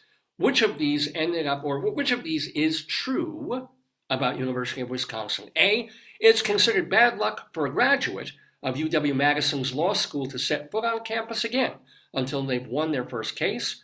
B, the university's first PhD went to an engineering student who died in a fire later that day. Or C, the university's official song, On Wisconsin, was originally supposed to be On Minnesota, but the University of Minnesota rejected it. So which of these is true or false? True. Which of them? All of these are false except one. Oh, okay. The PhD burning up on the same day he got it. It sounds too ridiculous to be false. It's So actually what happened. I'll say so.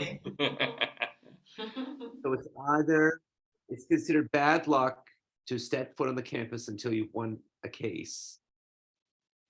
You have to get a PhD, the first PhD student later burned up in a fire the same day, or On Wisconsin was rejected by On Minnesota.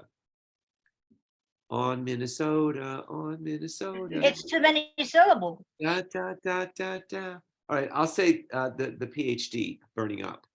It's true that you're saying it's true that the university's first doctorate went to an engineering student who died in a fire later that day. Yeah. Final answer? Yeah, sure. I'm afraid your answer is not so hot, David Sheward. Okay. I made that up. That is not true. So Larry Blank, Huh. you have a I 50. know the right answer. You do? All right.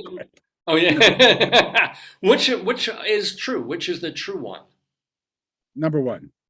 Number one, you're saying it's considered bad luck for graduates of UW-Madison Law School to set foot on campus again until they've won their first case. Is that your final answer?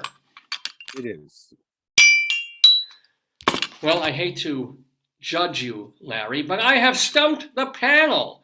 Ah, It really was supposed to be On Minnesota. Minnesota didn't apparently like the song, so Wisconsin took it. And that's the actual truth of That's everything one else of was the false. arrangements I didn't So- do. so does the University of Wisconsin have 2 rooms now? They have a room and a closet, and And a closet? still have an outhouse though. Say it though, say it. No, we're joking now, but it was the song. It was the theme song thing was true. That Wow. they took a reject. It's like UW got sloppy seconds on the marching band song. Sounds better with Wisconsin than it does with Minnesota. On Wisconsin. So here's the deal. We move on now to our second round of the So today. D was it D? Was the correct one? The correct C. answer was C. See, Okay. C, senor. It was C. Now we move on to round 2 of a tie game between David Sheward and Larry Blank, with Leslie not yet on the board here. It's 10:30 in the morning Eastern Time in the Daverhood. You're watching the Today Yesterday quiz on Dave's Gone By. So we go right back to the beginning with a new question for David Sheward, who can break the tie. And David, this is a special question for you. Oh. It's change one letter. I Oh. like those. Yeah, maybe Yeah. you like this one better than 3 clues in the news. So All right. this is change one letter about someone who was born today in 1895. Uh-huh. 100 and whatever it is, 25, 35 years ago. Here's the change one letter. If you remember, it's a little doggerel poem with 2 clues. So each one is worth 1 point. You get one. Change one letter in that answer to get the other one and the other point. Are you Okay. ready? All right. Give an example for Larry. I'll give an example for Larry. So Larry, here's the usual one that we do. Where did I put it? Larry, this is just an example one. So, it holds any picture you've got, change one letter, and it's hot. Oh, That's a fake one. That's not a real. We're So, losing you, David. any thoughts? can you hear? I know what that is. Yes, that's, Yeah, but that's not the real question. That's just let him guess it though, and then he'll know how to do it. it holds any picture you've got, change one letter, and it's hot. Picture. Right, picture. What holds a picture, Larry? Frame. Right, that's the Change first one one. letter, and it's hot. And it's a flame. You got it. Oh, yeah. All right. Yeah. Okay. All right. So, That's yeah, you it. totally got it. Excellent. All right. But David Sheward, this question is actually for you. Okay. And it works the same way. Okay. Here's the poem. Blah, blah, blah. And it's about someone born today in 1895. To Rathbone's Holmes, this Watson did report. Change one letter for a limb and bone support. Oh. Oh, well, Watson was played by Nigel Bruce. Ooh. So I believe it would be Bruce and Brace. Whoa. Is that your final answer, David Sheward? Yes. Well, brace yourself, David. Brace yourself, David Sheward. You have 2 points. Nigel Bruce is the correct answer, and Brace, of course, is the well done. That just came to you. Nice job. Did everybody else get that one? Did everybody else? No, I was working on Basil. Yeah, I was. I too. went for the wrong guy. I was working on Basil and trying to find something in that, but okay. Look at this Yeah. quick. No, that was well Yeah, done. I knew Nigel Bruce played Watson. Oh, I did too, but I never got to him. I was still working on Basil, trying to come up with a word that would get the second part of it. And I Well, couldn't come up with it. I I didn't was think. just thinking. A lot of money. Yeah, that's right. Joyce What said. did you do, Larry? I was thinking that even Stephen Sondheim couldn't rhyme Rathbone. Right. Oh. Maybe I don't know. Oh, wait a minute, math tone. There you go. A musical Yeah. shower has a bath tone. Yeah. or a math bone. Or a bath phone. See what I Yeah. started? In your Uh, head, Yes, you you can did. bone. It's not orange. Aren't you glad I didn't say That's orange? right. All right. We have another question, though, and this question is going to go directly to Larry. Now, Larry, you're in second place at the moment, but if you get this question correct, you can tie David Sheward in the game. So, and this is another typically multiple choice question. All right. Are you ready, Larry?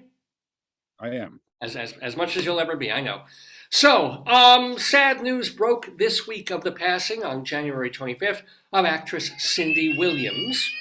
Of course, we know her from Laverne and Shirley, and she was featured in George Lucas's American Graffiti and Francis Ford Coppola's The Conversation. But she also made a few not so well-known pictures. Which of these did not feature Cindy Williams? A. More American Graffiti. B. Slap Her, She's French. C. The First Nudie Musical. Or D. Beware the Blob. The one she didn't do, right? Right. She was in movies except one of these. Beware the Blob. Beware the Blob. You're saying she was not in Beware the Blob. Right. Final answer? Yeah. Well, I hate to blob and weave with you, but that is not the correct answer. She was actually in the movie Beware the Blob, which is a later, it wasn't like one of the early 1950s Blob movies. Yeah. It's a much later one. That's why So- I thought she didn't make it. Here we go. We're going to roll the die. And Leslie, I took the liberty of assigning you the number 6. So I just Oh, got, thank you. Yeah, okay, thank you. so this goes to you. Huh. You have a Okay. steal opportunity. So it's more American Graffiti, Slap Her, She's French, or Nudie what? The First Nudie Musical. Ah, okay. I know she was in The Man Who Fell to Earth, but you didn't give us that, so I can't vote on that. She was not in. Was there a More American Graffiti? I know there was More American Pie, but I don't know if there was any More American Graffiti. I don't think so. I'm gonna say More American Graffiti. Is that Oh. your final answer. Yes, it's my logic this morning is quite clouded by my medication. That's my excuse. Good to know. Good to know. Well, I mean, it's appropriate for graffiti, it being a spray. But Leslie Hoban Blake, I'm afraid to say and spray that yes, there was a sequel called More American. Okay, I did not know that. Critics were not too kind. Roger Ebert rather liked it, but other critics were not. And she was in it. Most of the original cast were Was in it. More Okay, American Graffiti. So, like hot, wet summer. no, here's the deal. David Sheward, Yes. you can take a commanding lead right now because you have a shot. You just have Which was she two options. not in? What was she not And in? the Do you choices know are- these two movies, David? Just out of curiosity, do you know Well- Slapper, She's French, or Nudie So Musical? it's not the Slapper, She's French, or the first nudie musical. Do you know those two remember- films? I do remember the first nudie musical, hearing about it, and I Oh. think she was. I think she was in it. I think she was. It was some ridiculous low budget. Uh-oh. David? For some reason, I'm thinking Bruce Kimmel, who wasn't he married to Yes. Sandy Duncan? Was in it? No, that's not Korea. That's not Korea. But there was this guy who was on a lot of variety shows named Bruce Kimmel, I think his name was. And he was on that summer show with Dinah Shore called Dinah and Her New Friends.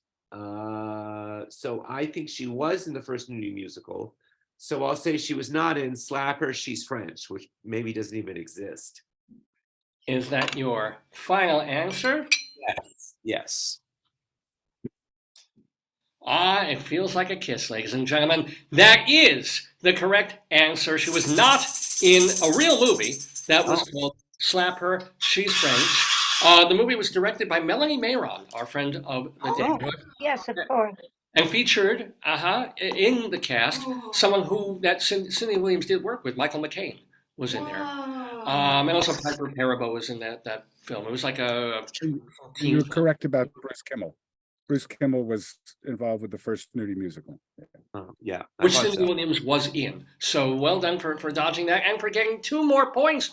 David Sheward. David, I think, not amazingly enough, it's kind of predictable at this point. You have an insurmountable lead, but we're still going to play the rest of the game anyway, even though What letter was that? that was letter B. Okay. So that came up as a B.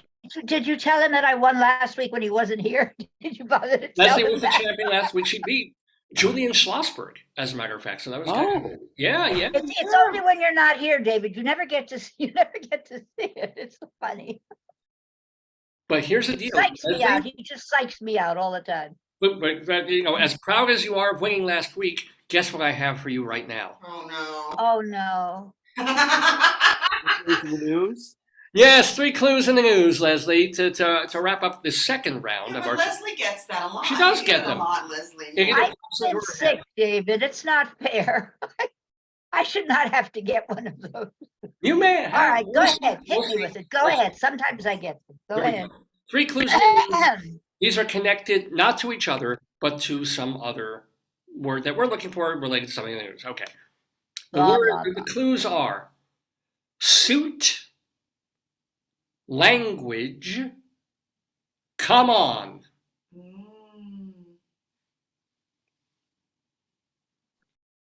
Wait, say it again. Say it slowly. This one's a little tough. Suit, language, come on.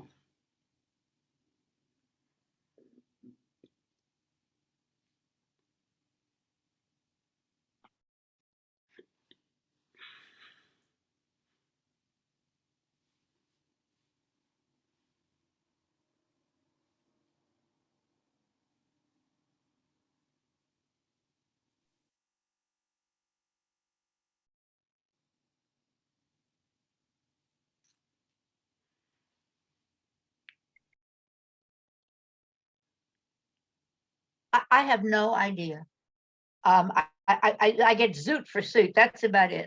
And come on from whatever the hell that song is that has that phrase. I know the next line, but I can't come up with the word that would be attached to it. And language, I have no idea. Be my guest, whoever wants to take this. Be my I can't even think.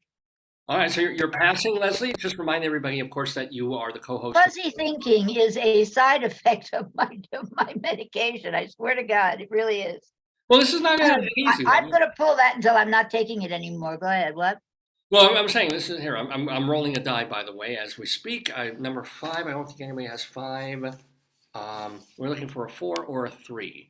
Hold on.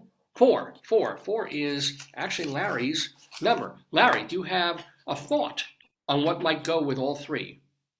I'm totally clueless. Honestly, I've been sitting here going, huh? That's really. People do that for all 3 hours of this program, I'm telling you. But all right, so you know what? Well, Instead, you should tell him if he doesn't know the answer, he can talk about an upcoming project, anything he's working on. or get people to Yeah, buy Yeah, your. what are you advertising today? Yeah. So instead of an answer, Larry Blank is going to simply say they're playing. What is it? They were. I'll tell you, I'm going to France soon. Oh, Oh, Oui. envy.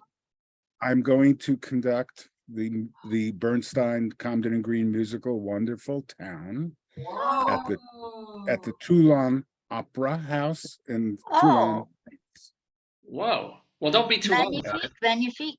in Yeah. French, they're doing it in French. It's in English, and most of the performers, many of the performers are expats who live in Paris. Who do Yeah. music. The orchestra, I've done other show. I did Wonderful Town there 3 years ago, and I did South Pacific there. The orchestra is wonderful. It's the second largest opera house in France after the Paris Opera and all that. It's a very good opera company, and they like doing musicals every few years. Yeah. There's So- also an expat theater in Paris itself. Again, actors who went over for one reason or another and never get to perform in English. So there's an audience among the French for English language plays. At the Châtelet, yes. And Yeah, they- right. Yes. Lots of musicals there, and they love doing musicals. However, their take on it is sometimes they bring a lot of Brit directors in, and it's really good. Sometimes they use French directors, and as one of my American friends there says, when something weird happens, he says, "Don't say anything. We're in France." Interesting. Does So, he do them like they're at the Moulin Rouge or what? is it going to change the location of Wonderful Town? I mean, Well, no, like for instance, in the middle of Wonderful Town, which takes place, supposedly in the 30s, right? Yeah. we had an actor running across the stage going, "He's not my president. He's not my president." And then the whole cast went on strike. As they would in I mean, France. Yeah. that kind of stuff. Well, it sounds. I wish I could go. If you have a space and steerage, I'll be on that plane. But David, you go and carry him. David, Judy, and I all went at the same time on a critics tour years ago. yeah, of course, Mhm.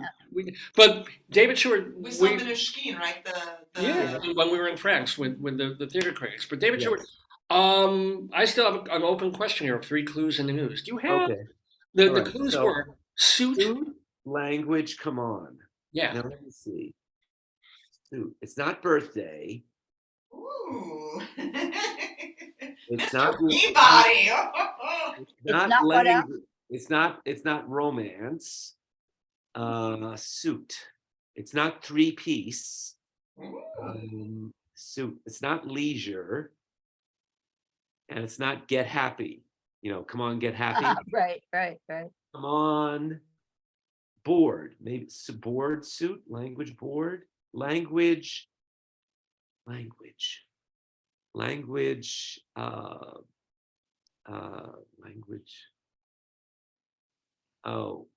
Oh dear. This is like on Match Game when they can't get the word. We polled the recent studio audience to got their best response to this. Blank suit. You have I don't know what this is. Suit. Oh, lawsuit maybe. Ooh. Law, come on, law. Come on down. Come on down. Come on. I don't know. The romance. I don't know what it is. Final Oh, answer is Well, does he want to talk about his any of the blogs he's writing? Or well, yes. what's his latest blog? You can say the David desk as Oh, your yeah. I various things on the David desk. I'm well, the latest we'll is mention just, them at the very end, but we can okay. say that you're. So I've stumped I the don't know. panel. One. I'm sorry. romance. I don't know. Roman. Yeah. I have stumped the panel once again. Let's see if I can throw a clue to all of you. Do you have a Do we clue? get a point? No points. Nah. What's Fuck the it. clue? Fuck it. What's the Shit. clue? Fuck it. Fuck What? it. Oh, That's curse. the Coarse, answer? coarse, Profanity? coarse language, salty language, bad language, Ooh. Curse? cursing, profane, profanity, bicep, weight, lift, Exercise? lifting, Muscle. smelly. Larry, you're not even trying. Gorilla? I don't know. What are you Now doing? we've gone from now Now we're playing What's What's charades. the charades? Yeah. now we've gone Um, to stump the stars. Well, if now see because you won the game already, David. You know this is in your wheelhouse, Yeah. and playing these kinds of word games, you do very Do well. I not still have another question though, even We though do have the game is not tiebreaker, but exactly I want you to Thank get you. I just wanted to make sure. It's something I'm to do with lost. cursing. All right. The word we were That looking was a for. stumper. Yeah. You can probably kick yourselves a little bit. The word we're looking for: suit, language. Come on, strong. Oh. Actually, I'd rather kick you, David. I don't want to kick myself. I'll kick you. Well, strong language, which Strong is language strong is kind of. Got it. come on Okay. strong. And the reason that word this week, anybody connect? Well, Cecily Strong didn't do anything spectacular, so I don't know. I don't know. Barrett Strong did. Barrett Strong, 81-year-old songwriter who wrote the original version of Money, the best things in life are free, and he wrote Papa Was a Rolling Stone. Oh, I heard it through the grapevine with Norman Whitfield. and he passed away this He week. passed away at age 81 this Oh. week. That's okay. I didn't even see that. Yeah, so I sad. missed that too. I'm on so many tranquilizers right now that I'm just going like this. I don't care. Why are you on I'm not trains? watching the news. Oh, you have no idea. I am not myself, really and truly. Wow. Oh, well, you look great. There's a, Oh, bless your heart. I had to do Trains something. full I've been sitting memories. around in my pajamas all week. I thought, okay, I have a reason to get dressed up. David doesn't. He goes, But David goes out to work. Are you back at the theater, David? I'm going back. Yes. Okay. I'm So seeing it let me. today. I want to finish up the game because even though the game is finished and David Sheward is our winner, we do have one tiebreaker question. But here's the deal, Larry. Do you My have question. what? Sorry. Point of- I'm the third person. I get a question. We just did it. that was your question. Wow, you are. I'm telling you, I really am not with it. I'm really sorry. Okay. No, it's fine. Yeah, I'm not making it up. I'm truly working on one battery right now. That was the sixth question. That was it. Thank you for holding up the fingers, David. It helps me keep How many track. fingers was he holding up, Leslie? I I got don't know, to do they that to me kept changing. earlier. Yeah. They kept changing. So here's the deal. Larry, do you happen to have a piece of paper and something to write with near you? Oh, magnifique. So here's the deal. We do our tiebreaker question even though we don't have a tie. We ask that all our contestants for this question write down their answers instead of speak them aloud because everybody's going to answer at the same exact time. And there are no points. This is just for fun, quote unquote. So Yeah, I'll read the if we have a question. tie, this will be the tiebreaker. Sorry. What was that, Dave? We did have a tie. This will be the tiebreaker. Exactly. So in this And particular David goes to all the trouble of writing them, so we have to do have to them. do them anyway. Yeah. I read the question. Then you write down your answer. Then I'll read the question one more time. I'll give a 3, 2, 1 countdown, and you will hold all at the same time your answer up to the exact. You know how to do it. Larry he's conducting the Philharmonic. Larry has to say it in French. He has to write it in French. That's right. Yeah. Okay. All right, here we go. Here's the question, and I'll bet you will all get this one. It's particularly Larry, but you're all going to get this one. The year, and this is a fill in the blank. It's not a multiple choice or anything. Fill in the blank. The year was 1960. Opening tonight at London's Garrick Theatre is a new musical, Things Ain't What They Used to Be, by the future writer of such tuners as La Strada and Twang. Name that music maker. Say it again. Larry got it immediately. I'll read it. I'll read it 2 more times. So here's one more time. Born. Oh no, sorry, no, not born. Sorry. Opening February 4th, 1960, tonight at the Garrick Theatre in London. A new musical, Things Ain't What They Used to Be, by the future writer of such tuners as La Strada and Twang. Name that musical maker. So Leslie seems to know it, but stum everybody. David seemed to have it, but he's doubting. And number 3 is coming up in the rear. I don't know. That sounds painful. All right.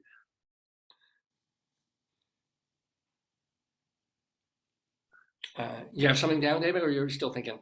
I've written something down. Oh, okay. So you're ready. We're ready. All right, I'm going to read it one more time and then give it 3, 2, 1. Opening tonight, February 4th, 1960, at London's Garrick Theatre is the new musical Things Ain't What They Used to Be by the future writer of such tuners as Lestrade and Twang. Name that musical maker. 3, 2, 1. I've got Leslie Brickus. I've got Lionel Bart, and I've got another Lionel Bart. Whoa. Yes. Thank you, you guys, for taking part in this. Yeah. Big fan of Lionel Bart. Larry, do you remember what if you have any remembrance of this, he wrote something about the Second World War. I can't remember what it was called. Blitz. Yeah. Blitz. Is that doable? I kept thinking that was survivable. It's a good score. That's what I thought. The show itself is not too strong, but the score is so good. And I was thinking it's just about time for somebody to do a Second World War musical, you know? It's called. And you remember Blitz. With an exclamation point. Yes, he invented that. The exclamation point. Howard's line about the show, of course. Well, no. I forgot The if I show, knew he it. said it's longer and louder than the original. Oh. That's great. I mean, we're not mentioning, of course, that Lionel Bart also wrote a little show called Oliver. Oliver, yes. Yeah. Well, Did any of you, you're not old enough to have seen La Strada, right? Did anybody catch that before it? I was around. You mean the musical version of La They made Strada? a musical version of La Strada. They took out most of Bart's songs by the time it got to Broadway, but it was a Who was in it? Peters. Well, Larry, you were saying? Bernadette Peters. Bernadette Peters and Larry Kurt, and it played at the Lunt. I remember. Larry Kurt played the strongman? Yep. Good Lord. Zampano. Closed on open. Zampano? Was that? I can't hear him. He was the male lead, yeah. It closed after one performance. Yeah, but see, I can see Larry Kurt played bass mark. Zampano? Sorry. Sorry. I'm so sorry, I was interrupting. I said, do you think that's because Larry Kurt was playing Zampano? Not crime casting, as far as I would think. No, it was a total misfire. I remember it very well. It was about 1969, somewhere around there. I can see Roberta Peters doing that. I can see her Remember, trying to stretch herself. Not Roberta Peters. Bernadette. Bernadette Peters. Oh, Bernadette Peters. Not Roberta. Yes. Yeah, they're very. Oh, I would say no. Roberta Oh, Peters. God. Yeah, Oh, yeah. oh. Leslie, 10 more minutes. But anyway, we're just And I actually knew Lionel Bart, and I did a benefit in London where he spoke, and he was a nice Jewish boy from Whitechapel, and that wasn't his real name. I forgot what it was. Bartlestein, I think. But Wait, was he messed up? I mean, because he just let himself get dissolute. But did he hold did a himself lot of together, or what? drugs, and he lost the rights to Oliver. He sold them Yeah, Whoa. for 350 pounds? Yeah, like Oh, and Lord. but he mumbled. He was like he was on stage talking to the audience, and it was totally not because he was drugged. He just mumbled, and he was unintelligible at the Palladium, going. Everybody Oh, was going, huh? Did he have like part? that's sad. No. That's really sad. Just quiet, and What his a talent. I mean, he was a talent. Well, yeah, wait, So, wait, you wait, know, Larry, I want to ask you though. Like you said, you knew him, you saw, met him a yeah, few times. So did he always mumble, and that's just the way he was? he mumbled, and he Yeah. was just very quiet and soft spoken, and he was best friends with Georgia Brown, who Hmm, did the lead in Oliver, whose sweet. real name was Lily Crott, Know that. Lillian Crott. Wow. So if she ever did a movie with nudity in it, there'd be a crotch shot. But you know, I don't know what that means. I And have she was no idea. terrific. So tell us one more before I make mine out, and thank everybody. Larry, I got to hear one more story about some famous Broadway person because we're all Broadway people here. Tell us something amazing about somebody you really knew and worked with. Well, I'll tell you a silly story about Michael Crawford. Michael Crawford, superstar in the UK, in Australia, in those countries, because he had a television show called Some Mothers. Where he played this idiot, but he did all of his own special effects and tricks. And he was well loved for that. So when he did Phantom, that's why it was such a giant hit in the UK. Huh. And he can't walk down the street there because he's recognized. So I was conducting his concerts for him, and he's a very serious character. He takes every moment very seriously, and we all remember him from Hello Dolly, where he was this geeky kid. So when he sang the Phantom, everybody was overwhelmed.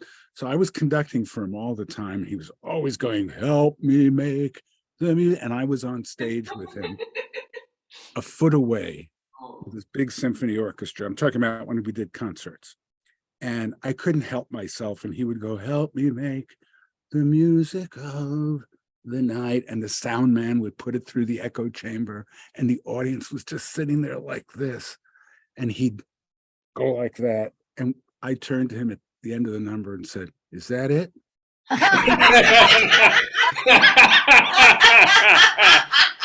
Try harder. Try harder. did he have a comeback, Larry? He just burst out laughing, Oh, yay. and he said to me, "Please don't ever do that again." Oh, well, such wonderful stories. If you want to hear or read more stories from Larry Blank, you have to get his brand new memoir. It's called I Was Playing Their Song, and it is available. Oh, what a great title. Yeah, and well, read it, Leslie. It's from, you can get it on It's Amazon. on Amazon. Okay. LarryBlankmusic.com is also his website. Larry, do you have an Audible version? I'm actually preparing the Audible now. Are you doing it yourself? No, I actually found an actor out in Long Island who sounds like me. I thought you were going to get Michael Crawford to do it for you. I would love to get Danny Burstein to do it. Oh, yes. Oh. Yes. Or Rabbi Saul Ask Solomon. him. Ask him. He should does ask do him. it. Well, no, the job is already is taken. But I get Danny Burston. That would work absolutely. But Mazel Tov on the book, and bon chance when you're playing in France. Now, David Sheward, you are writing, of course, for the blog, the David Desk culturaldaily.com and theaterlife.com. So, what are a couple of things that people can read that you've written over the last week or two? Well, I have a review of Some Like It Hot on Theater Life, and it will show up on Cultural Daily soon, as soon as I upload it. And let's see what else. On the David Desk, I have news of what's to be expected. Leslie Odom Jr. is going to do a revival of Hurley Victorious. Yeah. of Ossie Davis's Pearly Victorious. The play. The play, yes, the Mhm, play. mhm. Mhm. And I am It's working Pearly. It's called, is it the play or the musical? the play. Oh, Yeah. The because it was a was musical as Pearly. well. This is the play. Pearly was This the is musical. play. Directed by Kenny Leon, who's like done every show on Broadway this season, it seems. Yeah. And let me see what else. I'm No working. Carol Burnett? No, he did. Yeah, He asked well, something I'm- about reconstructing Carol Burnett Show Part 35 down the Helen Reddy wormhole. Yes. I had the latest is down the Helen Reddy wormhole. Good, such a good title. Yeah. I love that. I know. That's There Bill- was a half a show on last night with Jerry Lewis. Oh yes, And I'd remember. forgotten when Jerry Lewis was good, he was fantastic. And that was the He sketch was they good did. when he wasn't, old, fat, sad Jerry Lewis. He was And that so was the good. sketch they did on the Gary Moore show first. Wow. Wow. And the Helen Reddy situation happened because on the DVD collection, The Best of the Carol Burnett Show, one of the shows with Helen Reddy does not have the musical numbers because they couldn't get the rights. So someone tweeted back at me and said, "Oh, well, here's the missing 12 minutes." Wow. And Cool beans. You know what I love? David does something that we also get books from the little library boxes. Yeah. He found a box in the little library and reviewed it. We always do that. Show him the book you got in the little library. You guys are gonna love this. I have this before I talked to Leslie. Literally last week, and I talked about this earlier on the show. How's this? David would The review greatest it. book title ever, and this is an Oprah was a book of the week kind of a thing. Some girls, yes. some hats, and Hitler. Doesn't get better than that. Some girls, some hats, and Hitler. Oh. Is that Hedda Hopper's That is a book? good title. Is that Hedda Hopper's book? Whose book is that? It wasn't. It was by Trudy Cantor. It was published. This is a real Scribner's book. And it's the actual memoir of a woman. Well, if you put and Hitler on anything, it's going to sell. I mean, come Yeah. on. Oh my God! Yeah, I buy But- Hitler candies at the local. That link to Helen Reddy led me to Okay. a whole channel on YouTube of Helen's appearances on the Carol Burnett Show. Oh, which were not really? available which were like not available because the rights weren't available and somebody bootlegged them. So that was interesting. Cool. Does the drama desk member whose name I cannot remember at the moment, the one who works at the Paley Center, does she follow you and fill you in with things? Oh, that's Jane very Clay. cool. Jane Clay. Yeah. Jane Clay. Jane. Yes. I couldn't I've, think of Jane's name. Yeah, I have visited the Paley Center and seen what they have. But I mean, she has access to stuff that isn't being shown. Yeah. You Oh, have yeah. to talk to her sometime. I Okay. have, and the Paley collection does have certain things that are not syndicated or on YouTube. Right. And by the She's way, always finding something and giving it to the public, which I think is wonderful, Leslie Hoban Blake. I know you're. We got something. No, we put up. No. Oh. We put up. Finally put up Merrily We Roll Along. We got Diane Snyder to sit in for me, and I introduced it and said thank you at the end. That's all I can really do. I can't wait for it to go to Broadway because at least I'll be able to see it then. And David, you're still not available, right? Me? Yeah. Well, it depends on the show. I just What do you remember what I asked you to do? Because I don't remember at the moment. you asked me to do the Neil Diamond show, and I haven't seen it yet. Oh, you still haven't seen it. Okay. All But right. Well, I am seeing some shows. I am seeing Well- let me know what you see. Tell me, please. I'm seeing Pictures from Home, and Endgame today, and The Wanderers. Okay, and- I've got invitations to all of those, and they are later in the month, and I'm crossing my fingers that I'll be able to go, but I doubt I it. hope. I hope don't you do see it. All right, well, Leslie, just just for my brand, I also want to end the segment here, but everybody can watch Leslie and some other co-hosts along with Charlie Gross in a very long-running theater review show, Two on the Aisle. There's a YouTube channel for Two on the Aisle, and plus it's on Manhattan Neighborhood Network Cable TV. So, guys, it has been absolutely just so much fun and so delightful to have Leslie Hoban Blake, David Sheward, and Larry Blank in the Daverhood on this Saturday morning. Everybody give blowing kisses as I remove you one by one. Nothing personal, I just have to remove you. But thank you all so much Pleasure. for being Thank you. in the Thank you. Neighborhood. Good Just to great. see you all. Thank you. Nice meeting you, Lex. And nice meeting you to feel good, Leslie. Say au revoir. Thank you. Au Bye. revoir. I Try didn't some- get to say try some au revoir. words. You took There we- it away. Bye, Leslie. and have a great week, and have a great week to you too. We hope to see you too soon also, David Sheward. Have a great one. Bye-bye. Bye-bye now. So All nice right. So nice to have the crew. If Vicky was there, it would have been the Trinity. Vicky, she's a half hour away. She's, I don't know if we'll get to see her, but she's physically up in northern Maryland as we Speaking speak. of, So, but hey, what a delight to have all of you here watching the 880th program of Dave's Gone By. With me, Dave Lefkowitz, my wonderful wife, Joyce. It is a little bit after 11 o'clock in the morning, David, Eastern you know what Time. I'm always fascinated about? What are you always fascinated about? I'm fascinated about, honestly, Yeah. how people who, I mean, okay, so David and Leslie know each other, but the guests have always such overlap and such. Well, it's not like I'm getting synchronicities and aeronautic synchronicities. engineers. No, It's, but yeah. that everybody kind of knows the same stuff. It's kind of crazy. The New York theater world is Yes. a smallish world, and people who know people Yes. or have at the very least heard of people. I mean, when we said Jane Yes. Clayton of the Paley Center, like Larry Joe, Jane Clayton, we know these people. This is It's just, amazing. especially if you're in well, actually, Larry isn't even a New Yorker. No, Well, and I'm not a New Yorker now either. So you're a native New York. Yeah. it's a small world after all, but welcome to the Dave's Gone By world. For more information about the show, go to Later on, davesgoneby.com. I want to fix our sink. I looked it up. I know, it's a disaster, yeah. I could just turn off the water valves underneath and try to screw it. Yes, but what do we do about the our water faucet? It was so tragic this morning. I went downstairs to make coffee, and our water faucet in the sink has come loose. So it's been tilting and leaning, where it should be staying straight. You can swivel the head, but the whole thing. And this morning it literally was like a flaccid dick. It just went like, oh, and it's just wiggling all over the place. And it's got to be fixed. And we're gonna see if we can do it ourselves. You just turn off the water, you empty underneath, you gotta get a washer or something and do it. I'm gonna try it. We're gonna try it. Yeah. But anyway, so.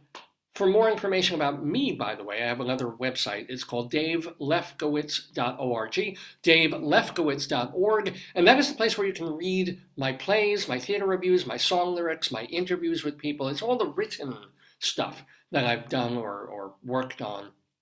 davelefkowitz.org, and then, of course, davesgoneby.com for the archives of this program, and shalomdammit.com for information about Rabbi Saul, including his great stage show, Shalom Dammit, An Evening with Rabbi Saul Solomon. We have the video footage of it from about, it's more than a decade old now. And then, what else from Rabbi Saul? Well, his rabbinical reflections and the 10 episodes of his hilarious TV show. It's shalomdammit.com. Well, it's about 10 after 11 in the morning Eastern Time, and we still have some more to do. As a matter of fact, we have our Colorado Limerick of the Damned. You're the poetry man. But before then, how are you feeling? I can't get this cowlick thing to stay Come down. here. There it goes. Show me. It's down now. No, face Do this my way. head. You always gotta go with the curl, with the direction of the curl. Go with the direction of the curl. I would use Jerry curl, but my name's not Jerry. Anywho, shake me out. Get the dandruff I off. love that shirt. You look so pretty. See, the shirt is light enough in parts to cover the seborrhea. It's wonderful. Oh God, please don't say words like that. Thank you. It's time for Greeley Crimes and Old Times, ladies and gentlemen, which is a real thing or based on real stuff that they print in the local newspaper in Greeley, Colorado. It's called the Greeley Tribune. Been around for well over 100 years, which is why one of the columns that they have in here every week is called 100 Years Ago. Mike Peters goes through the newspapers from 1922 and now 1923 to find stuff that to our modern eyes is kind of cute or funny or ridiculous. Plus, there has been a column called Cop Log, which are funny things that have happened in I should say, people see weird stuff happening in the neighborhood in northern Colorado, and they call the cops. But sometimes what they're calling in is just totally stupid and ridiculous. The only negative part of this is that the Trib has stopped publishing that column, at least online. They haven't had a new one since early November, and here it is early February. I've written to the woman who coordinates that there, Morgan McKenzie, and I wrote to her back in December, and she's just saying, yeah, there's a glitch, there's a thing, our hands are tied. What happened? What hands are tied? You write up column, you post it. What's the big? But she was very nice. Yeah. But this is a problem because we are running unbelievably low on Greeley crimes, and we keep getting still, thank goodness, some old times. So we will have one Greeley crime and a couple of old times and a really cool elsewhere this Saturday morning on Dave's Gone By, Greeley crimes and old times.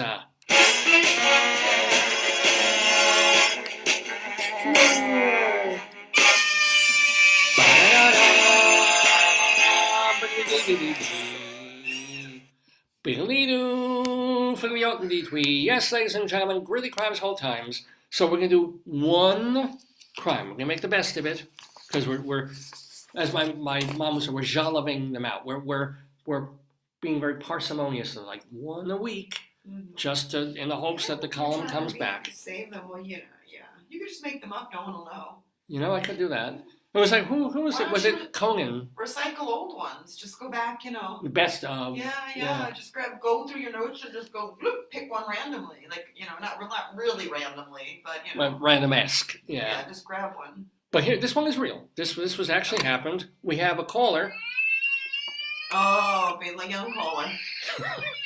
Could be. Well, no. Well, maybe a caller near 8th Avenue reported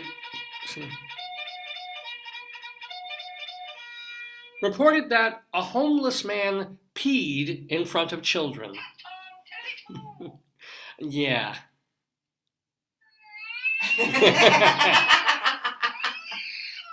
Well, at least he didn't show them where the fudge is made. I'll tell you that. No, but yeah. He probably might not have known that people were present.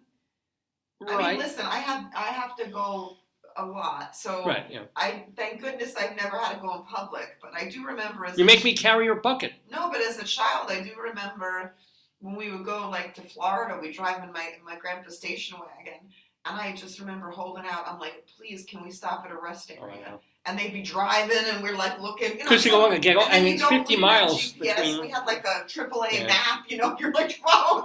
They're like, we can't get off the road. Oh man. I'm Yeah, like, no, I get it. But also, I understand the adults I just want to get there. Yeah. Shut no, but up. also, when you don't have GPS, they had a AAA map, so you're following a map. And if you go too far off the map, you got to get back on the. And that, yeah. So I feel for the man. I'm sorry, but you should watch. First step when you're gonna wee out in public is look for people. Yeah. Or the first step is if you go out, who knew back in the day, you bring a girl urinal. Yeah. And you can kind of just. I don't think this homeless man needed a girl urinal. I don't think he did. I do not. So let's do some old times. These are things that were in the newspaper. Actual Greeley Tribune. It's called the Greeley Tribune Republican back then. 100 years ago, back in 1923. I love that shirt on you. Yeah, nice. Yeah. You look so handsome. Thank you. You look like a lumberjack. That's why I married her. You She look boasts like a my ego. lumberjack, Papa. Well, I'm a lumberjack and I'm okay. Sleep all night. I work all day. A county judge in western Colorado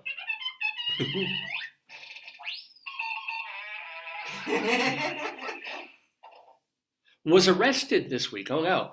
For selling illegal bootleg whiskey Uh-oh. to high school boys. I just read about a professor Yeah. who was buying meth or something. One of the not in our state. No, another he's state. Breaking Bad. Yeah. That's bad, yeah. He was buying meth. Or some kind of like bad drug, and then they did a sting. The police did a sting, and they caught him. They caught him buying the bad stuff. Well, at least he wasn't selling. I mean. I don't know. Oh, That's Yeah. No, I saw a headline. I didn't have time to deal with it, but I saw there was like a priesthood or a monastery, and everybody there tested positive for meth. Oh my I god. get it probably by accident. Or were they sometimes I mean I don't you can get contaminated. I mean that could happen. Well, they say if you handle American money, if you handle any kind of dollar David, bills. I heard that. That's like Old wives? Yeah, I've heard that when I was a kid. Like wash your hands after you handle money. Yeah. But then wouldn't bank tellers be perpetually high? I mean, Maybe they are. constantly It gets them high. through the They're day. I don't constantly know. touching people's money. I mean, remember, we're talking about 0.0 something % of cocaine residue on bills. that you're not ingesting. So, Yeah, but if you touch your hands to, I don't know, Yeah. it's kind of.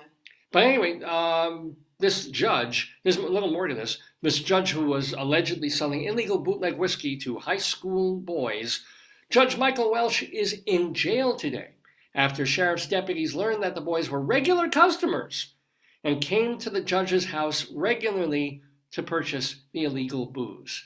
I mean, hello, Mr. Chips. Can you remember? I mean, it's one thing when professors back in the day would invite students over and then they make a meal and they would have that old English, which I kind of like the idea of, but something I would never do.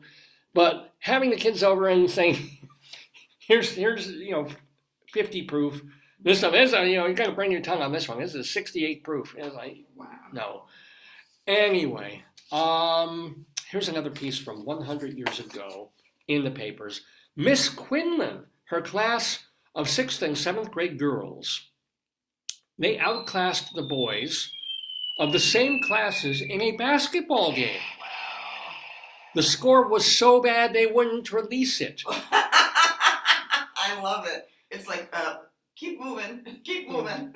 However, the boys are obviously better in football. Well, maybe girls have that growth spurt when they mature quicker and they got taller. I just think that women are, maybe better at that sport. All that. So I've basketball. had all kind of athletes. Yeah. The most industrious athletes I've ever had was the girls volleyball team. I had the whole team, and they were like, ooh. I mean, it depends on the group. But, maybe the boy team wasn't as good as the girl team that year. Obviously not. Or maybe the boy team was watching the girl team, or maybe the girl team was just like, we're better. Maybe, yeah, they were better. As I said, maybe they were significantly taller or something. I don't know. Can't you play touch football or flag football where you don't tackle people? You can. Yeah. So maybe even in touch, football. I don't know how you. Yeah. It is interesting. I have a number of students in my class, women who play field hockey. Oh, They do the hockey. They feel, Yeah. a couple who play ice hockey. Can you explain to me what field hockey is? Is it what did Josh play? It's not squash. Yeah, we play lacrosse. Lacrosse. So how does We have field lacrosse hockey, players. We have a field lot of hockey athletes. is on ice, like lacrosse on No, ice. field hockey, you go out almost like soccer and you play with a puck on grass. But that's like lacrosse, except. Well, lacrosse I have don't these get weird that. things. Why Yeah. would they make it a separate sport, not just make it lacrosse? Well, I guess it's whole different rules, whole I different. don't know. Why not make golf hitting someone in the head with a stick? I mean, it's a whole different I don't know. I would thing. do that, yeah. I would too. But what was I going to say about that? About women playing. So, is it when you get women playing now hockey and you get women playing baseball for sure, a league of their own? You get women golfers. That's huge. But you don't really. Do you get? I don't think there have been a women's I don't football know. thing. I'm sure there's many leagues and stuff, David. We just don't know about Yeah, maybe. it. But we really don't hear about college, high schools, or even junior high schools, or having girls on the team of football. Maybe because it's played Well, sometimes you do when you see those stories where it's you wouldn't see them playing rugby. No, I wouldn't want to see them No, playing you rugby. always see those stories in high school where it's some young woman. She's like, "Oh, I want to be on the men's football team because they don't have a women's team." But I don't know. I'm not a good. And the thing is, you even have women boxing.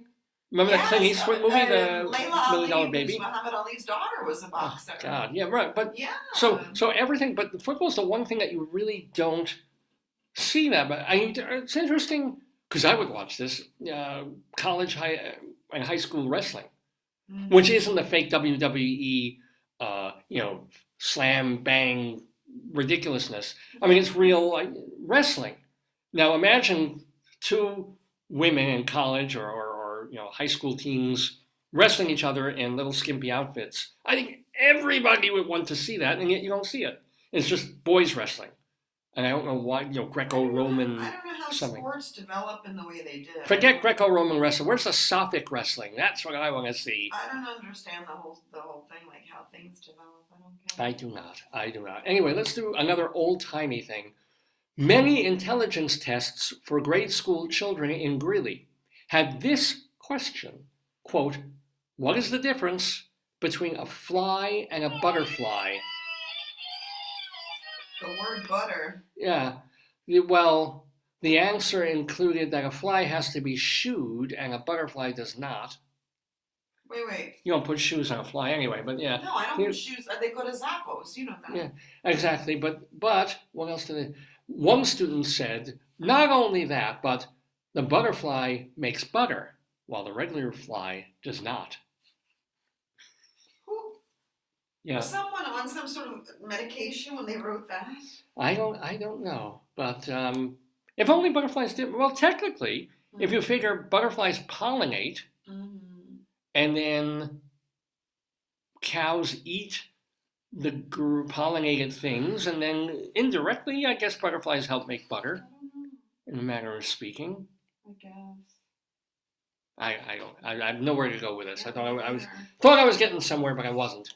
Let's do an elsewhere, and then we'll come back with one or two more old-time things, and then wrap up the segment. But elsewhere just means it's a piece of weird news in the news that isn't from Colorado. It isn't from Greeley. It isn't from Evans or northern Colorado. It's far, far away. And this is an old story, but I just came across it this week, and it's worth sharing. It happened in 2022, and it's a story from Budapest, Hungary. And many sources have covered it. This particular story comes from the LAD Bible, whatever that is. But other sources have covered it but it was a year ago. A woman in Hungary has opened up about how she found love with a toy plane, with which she now shares a bed and kisses every morning and night. I like that. That's nice. That's a good. Honey, it's a toy airplane. Sandra, no, they don't give a last name for some reason, age 28 from Budapest, says the toy jet is, quote, the best partner she's ever had after he turbocharged her love life. The Hungarian has been obsessed with planes since she was 3 years old and dreamed her entire teenage years about working with them. So in 2021, 2 years ago, she finally secured a job in the aviation industry. Wow. Now, previous human partners that she has had no issue with Sandra's interest in planes, but then she broke up with her boyfriend in 2020 and started a relationship with a toy airplane that she bought online for £600. How much is that? It's back in the, now it's about $600. Back in the day, it'd be about $900. Oh, that's nice. His name is Lufanx, she said, and I don't know why I love him. I just love him. He's my soulmate. Wow. She added. I felt that way about a chocolate bar. That's fair enough. Or actually some peanut butter. Peanut butter. You got peanut butter in my chocolate. I got peanut butter in my peanut butter. Well, she added, quote, we cuddle and kiss with a toy plane. No, but it could hurt her if it's got sharp parts on it, no? We cuddle and kiss throughout the night, and we have sex. I repeat, we cuddle and kiss throughout the night, and we have sex. I've never felt like this with a partner before. For the first time in my life, I am in love. Aww. Yeah, I guess that's the plain truth of it. Aww. That said, she is tempted by the bigger planes at the airport where she works. Oh boy, there's gonna be some cheating. She said, they married or they're just dating? They're just so together. She could have Wait, no, wait, there may be more to this. Hold on. But she says, quote, the most I do with other planes at work is just touch and blow a kiss. I'm not too sure if I will ever go back to a human relationship. Please note, the story of Sandra is not the same as the story of Russian nursery teacher Rain, who in 2020 fell in love with Gideon, Aww. a men's briefcase. There must be some condition where people do that. I just don't know what When it they is. fall in love with an inanimate object. Yeah. Unlike Sandra and Lufonks, however, Rain and Gideon had a ceremony Oh. and they are unofficially married. So we can only hope that maybe Sandra and her and her airplane tie the knot, as it were. Yeah. You know what they would be? They would be united. Oh, I love that. You know who was the officiant? Who? Spirit Airlines. Oh yeah. No, at least it wasn't Ryanair. Then the relationship would go down in flames. You I'll know tell where you. they went on their honeymoon? What did they win on their honeymoon? Frontier. Oh But you know yeah. why they had problems? Why did they have They problems? couldn't come to the U.S. because none of them has status as an American. Well, she could be Pan-American if you think about And it. then you know what happened? What's that? Well, they were vigorously involved in activities, and her jet blew. That's very good. This is why we're married. This is one. Yeah, I keep trying to think of. Let's see. Let's just run through a list of various airlines and make jokes about them. No, let's not. Names of airlines. Now it's too late now, but you got a couple of good ones. She's allegiant to him, and then he knows exactly where her delta is, if you know what I'm saying. He starts looking above the waist, and she's no, southwest. No, not feeling it. Mainland, what? There's got to be more airlines than this. What the hell? List of airlines in the United States. Come on, got to be a whole lot more than this. La la la. No, really. I guess there really aren't that many. Or stuff that you would have heard of enough that it's worth making the joke about. Well, this sucks. Okay. There is a Grand Canyon Air, Oh no. but I don't think. Well, depending on how big that airline is, maybe she is down there that large. But I don't know. I honestly, I guess these are all just American ones. What are the other Lufthansa. largest airlines in the world? Let's see. By company revenue, what else can I make fun of? There's. This really sucks. You used to have so much better names, and now it's also so corporate. Well, a lot of places also merge with each other, David. It's true. This is awful. Boo. Who earns? Oh well. Anyway, Go Let's- further, honey. Go further. let's finish up with one or two more of the Greeley old times on Dave's Gone By on Greeley Crimes Old Times. So here's one more from 100 years ago in the Greeley Tribune newspaper, and reprinted a week or two ago. Leaders in check this out. Leaders in Hollywood have said, this is 1923. David, What? is today the 4th or 5th? Fourth. Oh, thank you. Leaders in Hollywood have said that Fatty Arbuckle Oh God.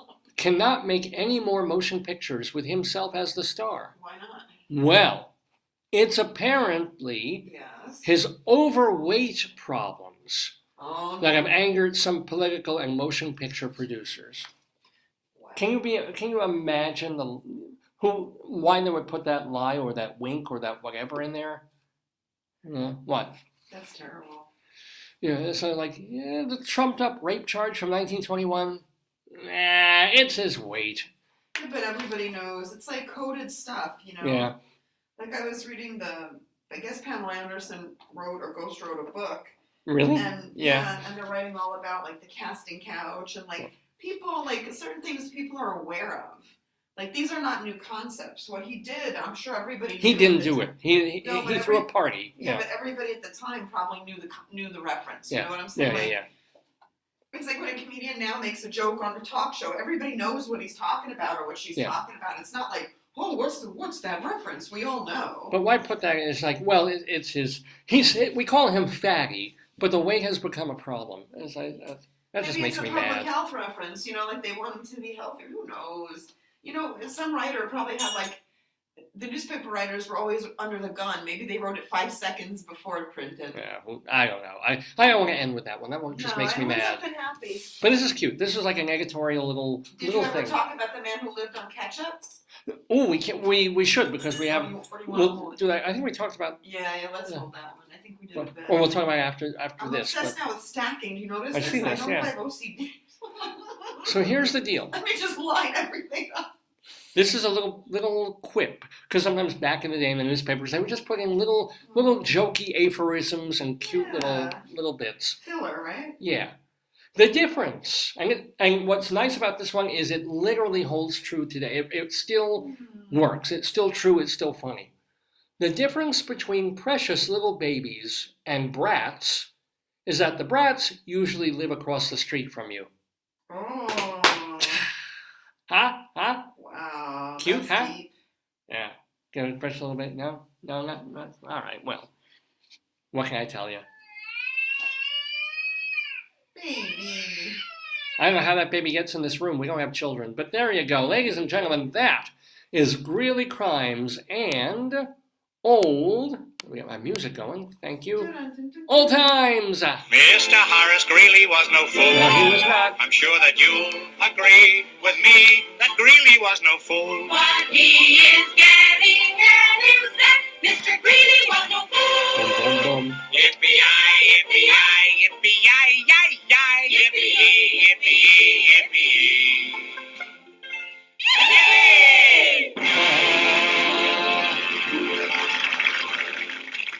Thank you, Groucho. High marks there, ladies and gentlemen. It is 11:30 in the morning. Whoa, quiet. What? I think your phone is on.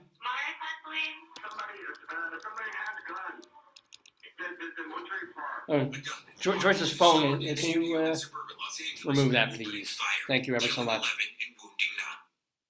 Weird.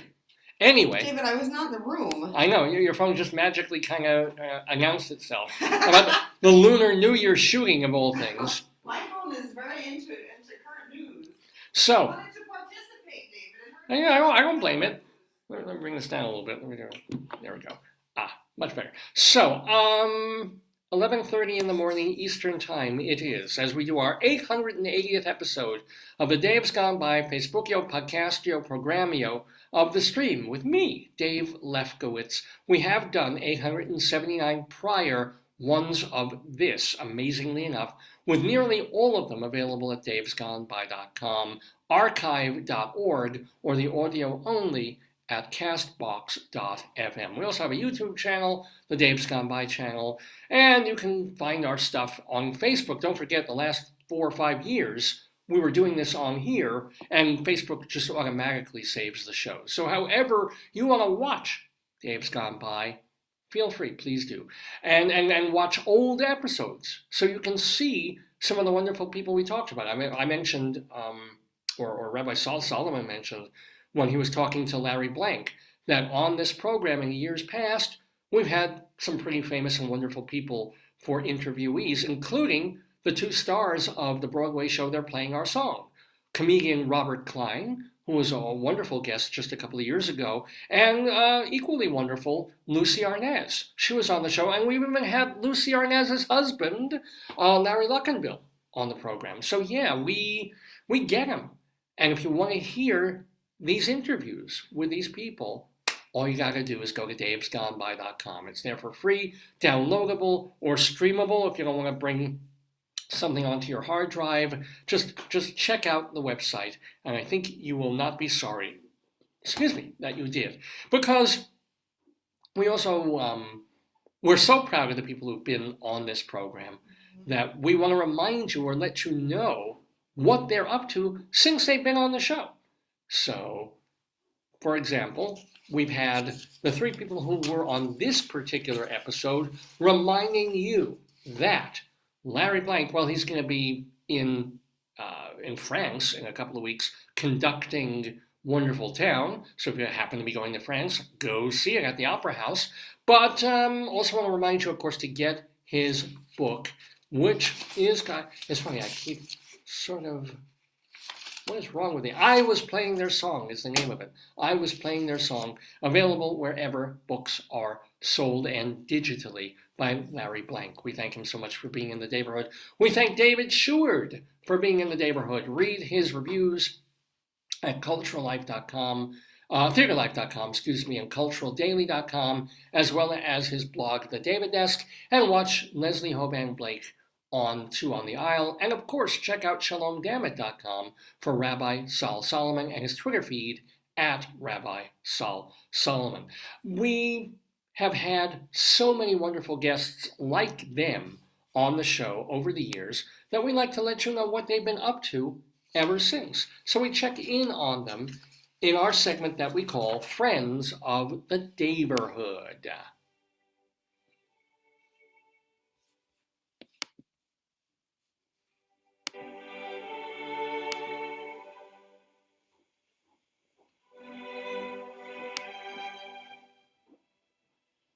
So, for example, some friends of the Daverhood, here's what they have been up to. Eric Jensen, don't forget that you have, I think just till this weekend, to catch him on Broadway in the play The Collaboration. It's about Andy Warhol and Jean-Michel Basquiat and the David, art dealer has who... my phone suggested anything? No, it suggested that people buy tickets to see The Collaboration on Broadway at the Samuel J. Friedman Theater. I think it's closing this weekend unless it was extended one more week. But Eric Jensen is in there. Get your tickets. And get your tickets now through this week, well, today and tomorrow, to see our friend J.O. Sanders. He's in the two workshops that they're doing of Shakespeare's Richard II and Henry IV. It's Theater for a New Audience that's doing it at the Polanski Center in Brooklyn, again, with our friend J.O. Sanders. Remember that you still have this weekend and one more week to see Jill Sobule's musical Fuck 7th Grade. It's at the Wild Project, and that's downtown in the East Village. It's both created by and starring Jill Sobule, now through February 11th. Now through February 12th, oh my God, it's an Austin Pendleton alert. The ubiquitous Austin Pendleton has directed a Broadway show. It's called Between Riverside and Crazy, a very well-received off-Broadway show a few years back. They brought it to Broadway. It's being done by the Second Stage at the Hayes Theater now through next weekend. I want to let you know that Katsura Sunshine is doing his solo show of Japanese storytelling. It's called Rakugo, and he does it once a month on Saturdays at New World Stages. So check when he's doing it next. Tova Feldshuh is on Broadway in Funny Girl. Lilias White is on Broadway in Hadestown. And of course, Alan Menken is the composer for both Aladdin, now on Broadway, and the revival of Little Shop of Horrors, now off Broadway. Jim Caruso's Cast Party every Monday night at Birdland. Go see that. Get tickets at birdlandjazz.com. Evan Seplow is the founder and editor of StageBuddy.com, and Dr. Demento does new and old Dr. Demento shows at drdemento.com. And a shout out, even though I don't know if we'll get to physically see her, but Vicky Quaddy, she is traveling. She's doing her show in Maryland today, but usually you can catch Late Night Catechism, Are You Smarter Than Your 8th Grade Nun, and Bible Bingo in repertory at the Greenhouse Theater in Chicago. And those, my friends, are the friends of the Daverhood.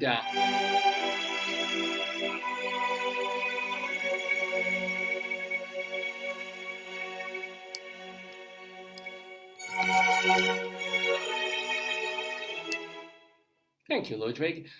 Well, it is 20 to 12 Eastern Time in the Daverhood on this Saturday morning. It is February 4th, 2023. So what else? Joyce mentioned, and we still haven't a chance to talk about it, but it ties in very nicely. We went to Trader Joe's about a week ago, and we saw something that really... Huh? Do you want me to go get it? Oh, yeah! We saw something that shouldn't exist. If my phone talks, let me know. I will. This is something that there's no reason for this to legitimately exist in the world. And yet Trader Joe's makes it and sells it. And of course, being the potato man that I am, I bought it. Joyce is kind enough to be running downstairs to show what this is. So they have spices, lots of them at Trader. You can get like everywhere else, garlic.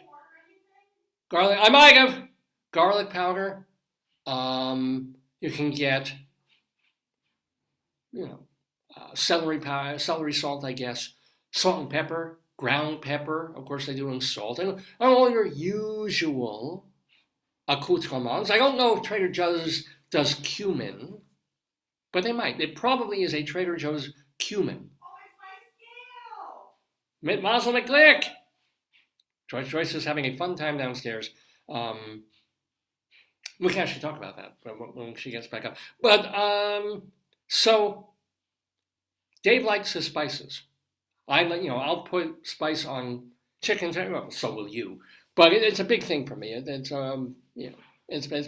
I'm nowhere near any kind of chef or cook or anything else, but I always feel a little bit special. Like when I'm warming up. When I'm warming up a rotisserie chicken that I bought already fully cooked from the supermarket, and I'm like, well, let me make this special. So I'll rip off like a drumstick and piece of the leg or some of the white meat, and I'll throw it on a plate, and then, I'm being a chef, and I'll grind on a little bit of cumin or tarragon or sage, or generally something else. But yes, thank you for bringing him too. So we go to Trader Joe's. This is from Lidl. This is it. Now, we know that Potato loves ketchup. Good. Joyce is removing Mazel Tov, a thing from it. So this is what potatoes, as you know, as if you watch this show, you know I collect potatoes, very specifically this potato. And have this box just in case. Quite a lot of them. I will.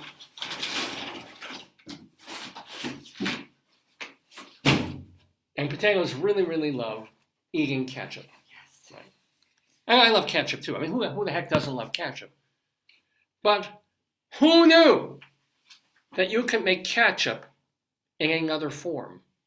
And that Trader Joe's would bother to do it. Yes. So, ladies and gentlemen, we saw. And we weren't looking for this. We had no idea this existed. I was surprised Potato didn't say it. Ketchup flavored sprinkle seasoning blend.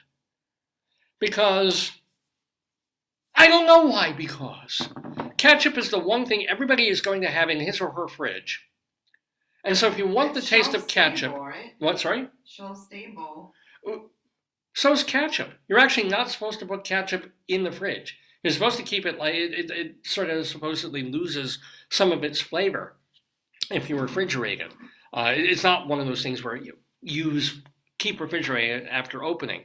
But this idea, if I have some dry turkey, dry white meat turkey, if I have chicken, if I have a steak, if I have any kind of meat or poultry or fowl or even, I know some people will object to this, scrambled eggs, ketchup.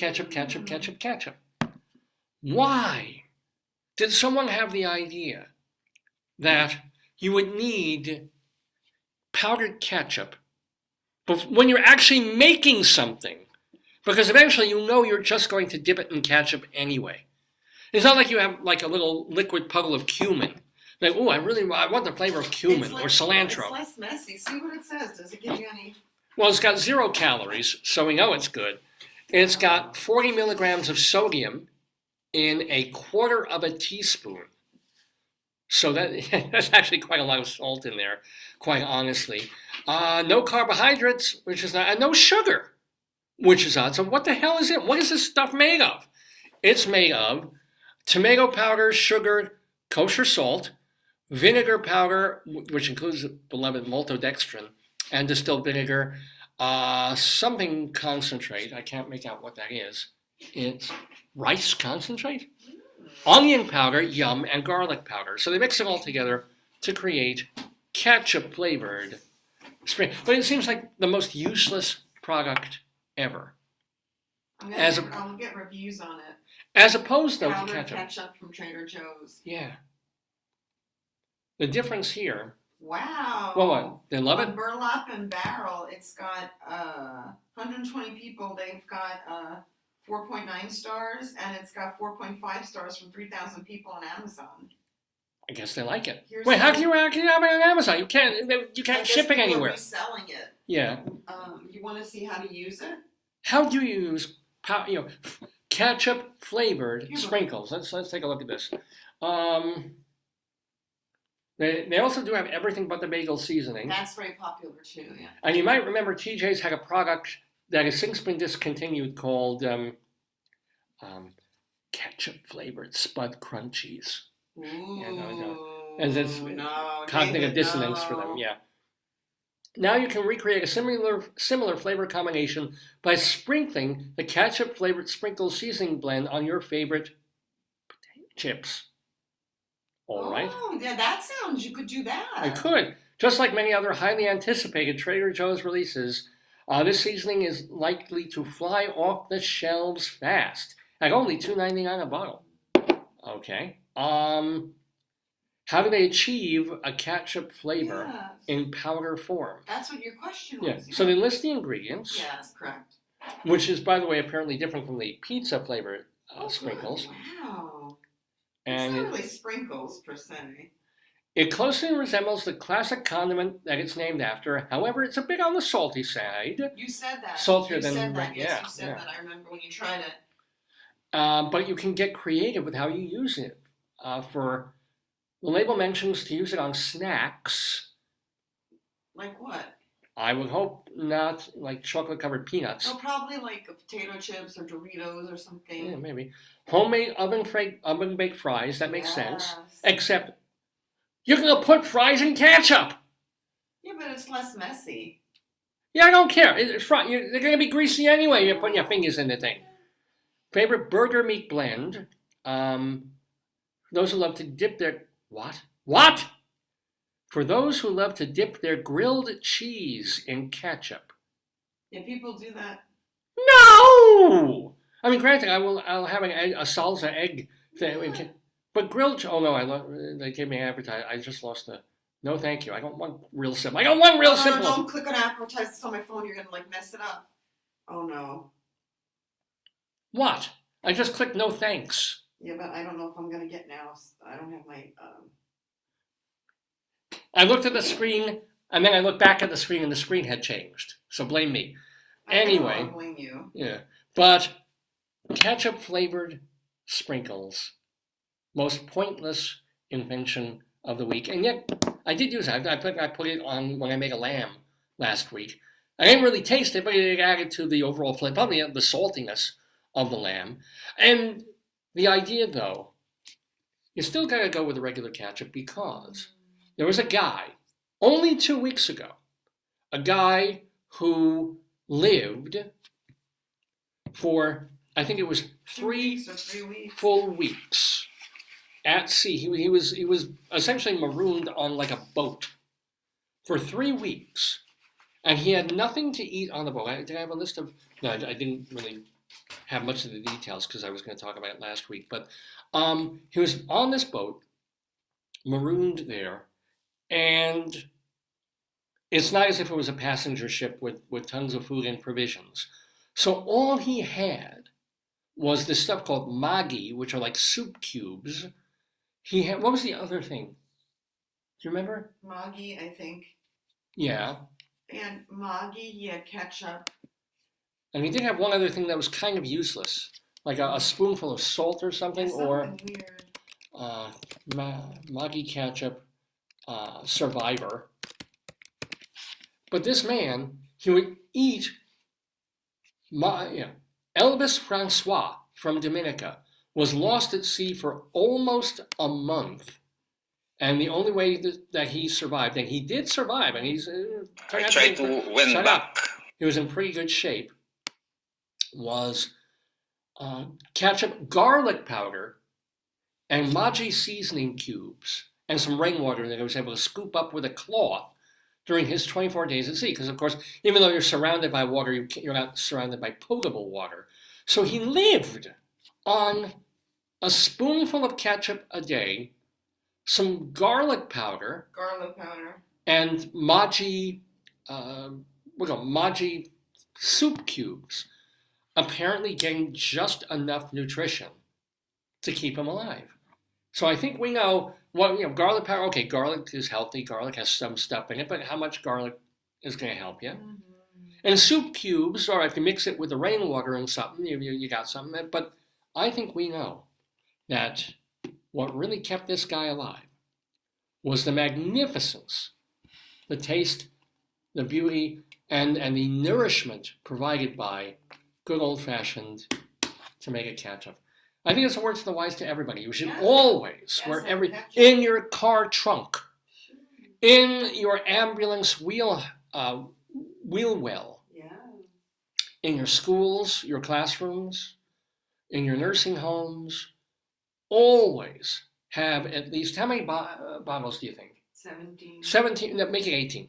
Make it high. 18 bottles of ketchup wherever you go, so that if the apocalypse comes, or you are unmoored, let's say you're in California, and the earthquake comes and it really does split off and go floating into the Pacific Ocean, you at least have ketchup for enough of the time that you can come and be rescued. Just when I thought ketchup couldn't get any better, they make ketchup even better. What an extraordinary story. Anyway, it is 8 minutes to noon Eastern time here in the Daverhood. We're doing Dave's Gone By, finishing up with, in the worst and most disgusting way possible, because ladies and gentlemen, I think it's time for our Colorado Limerick of the Damned. And this is something that I started doing years ago when Joyce and I were living in Colorado, and I got it into my head to write a poem about as many places in Colorado as I possibly could. And it's not just one poem with all the places in it, all these different limericks, these 5-line, really rude, disgusting, comical poems, each of them about a different town or city or municipality in the great state of Colorado. Well, I've got almost 250 of them right about now, and I wrote a new one this week. I'm still able to find new ones and try and rhyme them with something. And so this particular Saturday, February 4th, we're going to Indian Hills, Colorado. I'm going to tell you a little something about it and then hit you with the Indian Hills, Colorado Limerick of the Damned. A limerick is a comic verse of 5 lines, in which lines 1, 2, and 5 will end with words that rhyme. And likewise, verses 3 and 4 also end with words that rhyme. So this is a limerick. Rocky Mountain,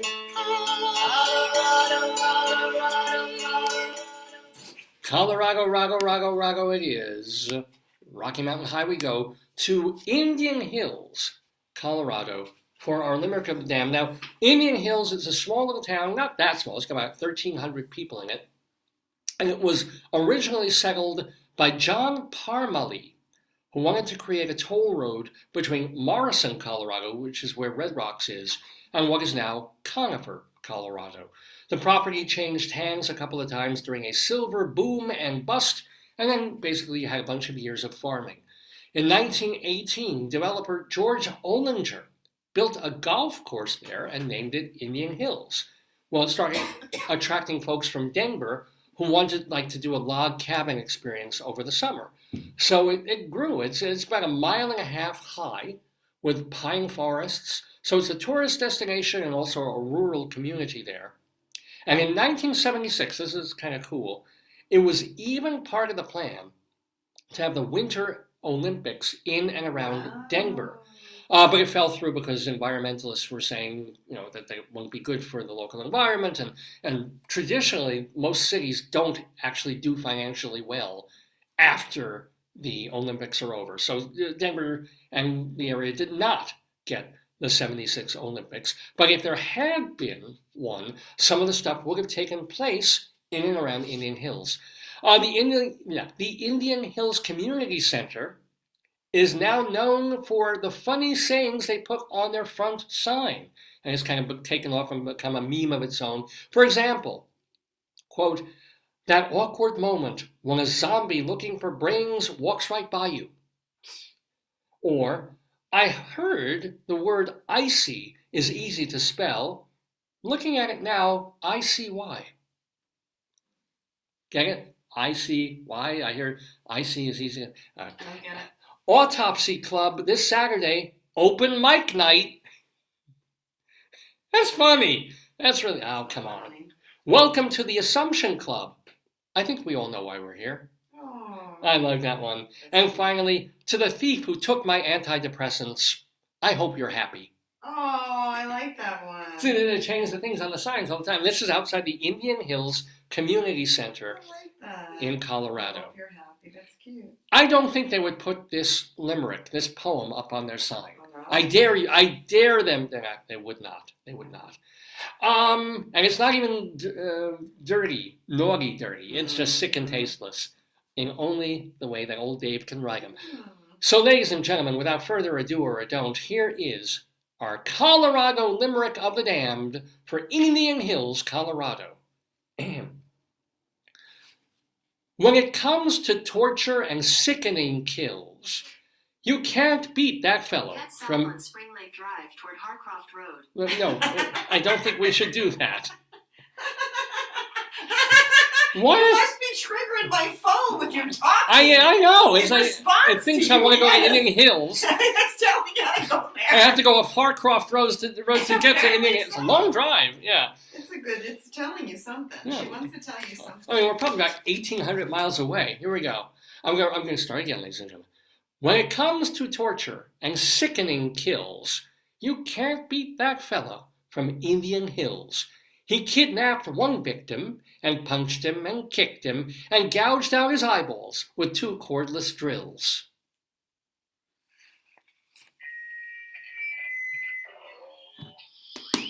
Is this on? Is that? Yes, that is our Colorado Limerick of the Damned. Please send your comments and complaints to davesgoneby at AOL.com. DAVESGONEBY at AOL.com. I read every letter I get. I don't have time to respond to everybody. Again, a thank you from 2 weeks ago for all the folks who sent me nice messages on Facebook for my birthday. Thank you again. Happy birthday to you. Happy birthday to you. Happy birthday, dear David. That's the only way I can remember my name. So sing that song.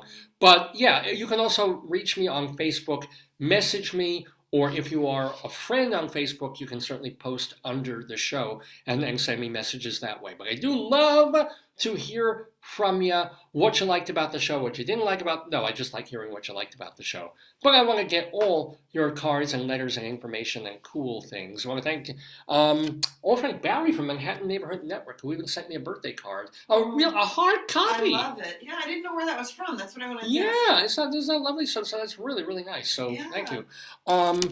But yeah. From Manhattan Neighborhood Network? Yeah. She was a woman who helped Charlie and Jeff and me when we were... I mean, they're still doing the show. Yeah. Oh, I remember. I I think know. she did the camera, right? Yeah, well, it's one of the camera people. So really nice. So thank you. I mean, but nobody sends a hard copy birthday card. I think I got 4 hard copy cards. You did. This whole thing, one from my mom, one from my aunt, One from my parents. and one from your parent. Yeah, and like one, and this one from this woman and one other, I think. And like nobody else sent me. And this woman that I haven't really physically seen in probably 20 years. So I think that's really lovely. Anyway, contact me, davesgoneby@aol.com. Check my Twitter feed, Radio Dave 2, Radio Dave and the number 2 to read my tweets. And also Rabbi Solomon's Twitter feed is at Rabbi Sol, S-O-L, at Rabbi Sol Solomon. And then what else do you need to know about me? Remember that the websites are davesgoneby.com and davelefkowitz.org for my writing. I think that's about all you need to know. So we've covered quite a bit on this episode of Dave's Gone By. We've covered ketchup in its powdered form and the guy who lived off regular ketchup for 3 weeks on a boat. We've covered Did I talk? Yeah, I talked about the eye doctor early in the show. Mm. A little bit about that. And of course, some girls, some hats, and Hitler. Mm. I didn't do the Jimmy Carr laugh. I'm going to do the Jimmy. You want to do it with me? I cannot. This is the Jimmy Carr laugh that we talked about last week. I've got to do it because we finished episode 880 of Dave's Gone By. Ha! Ha! Ha! Ha! Ha!